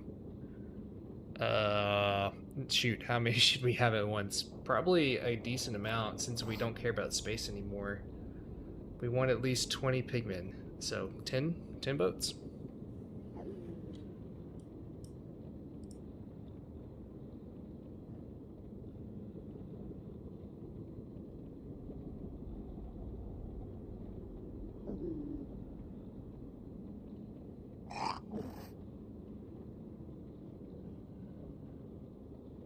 Let's just run the command 10 times.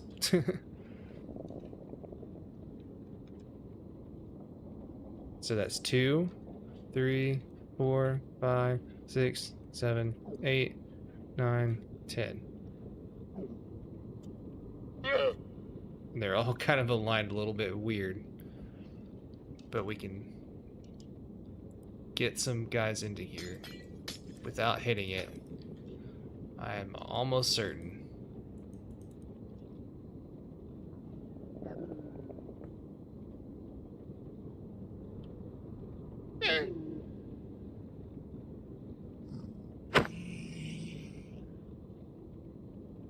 Gonna be kind of painful. Nope. We had to hit it. Yeah. Might have to summon it with them already in it. I don't know. Might be a thing for another stream. Or we might do it off stream. Getting kind of annoying. Getting very late. As much as I want to get this in, it's going to take me a little bit more time than I have tonight. Sadly. But making some good progress. I have high hopes for this shape. And I think I'm going to cap it at something like this. And hopefully it'll be optimized better. And then we can move on and start actually video editing everything. Please let me start my video editing. It's been working on this for so long. So anyway, turn on shaders for outro here. But thanks for coming out, everybody. I know we probably have a few people still in, so sorry I couldn't do a little bit more tonight. I think it's just going to take me like you know, at least 30, 40 more minutes to get all that set up from scratch. But yeah, I saw a few of the fish messages, but I didn't see your later ones. I'm sorry. I'm so focused on this stupid boat thing. They're just dying in the water. Huh. I'll take a look at it. I'll take a look at it sometime. And we'll see. That shouldn't be an issue that should be happening, of course, so I have no idea what that is though. So we can figure that out. But it's not like we really care about fish too much right now, but still that's kind of weird and we can get that fixed. Thanks for stopping by, everyone. Looks like we still have a few people in, I think. Yeah, we still have a few. So thanks for stopping by. This was a little bit more busy than usual, so thanks for watching and stay tuned. Keep doing a few more testing streams of the gold farm probably next week or two. Hopefully I'll have it done by then. I'll check out your video on the Discord, Black Feline. Yeah, I'll look into it. All right, I'll see you guys next stream, and y'all have a great night.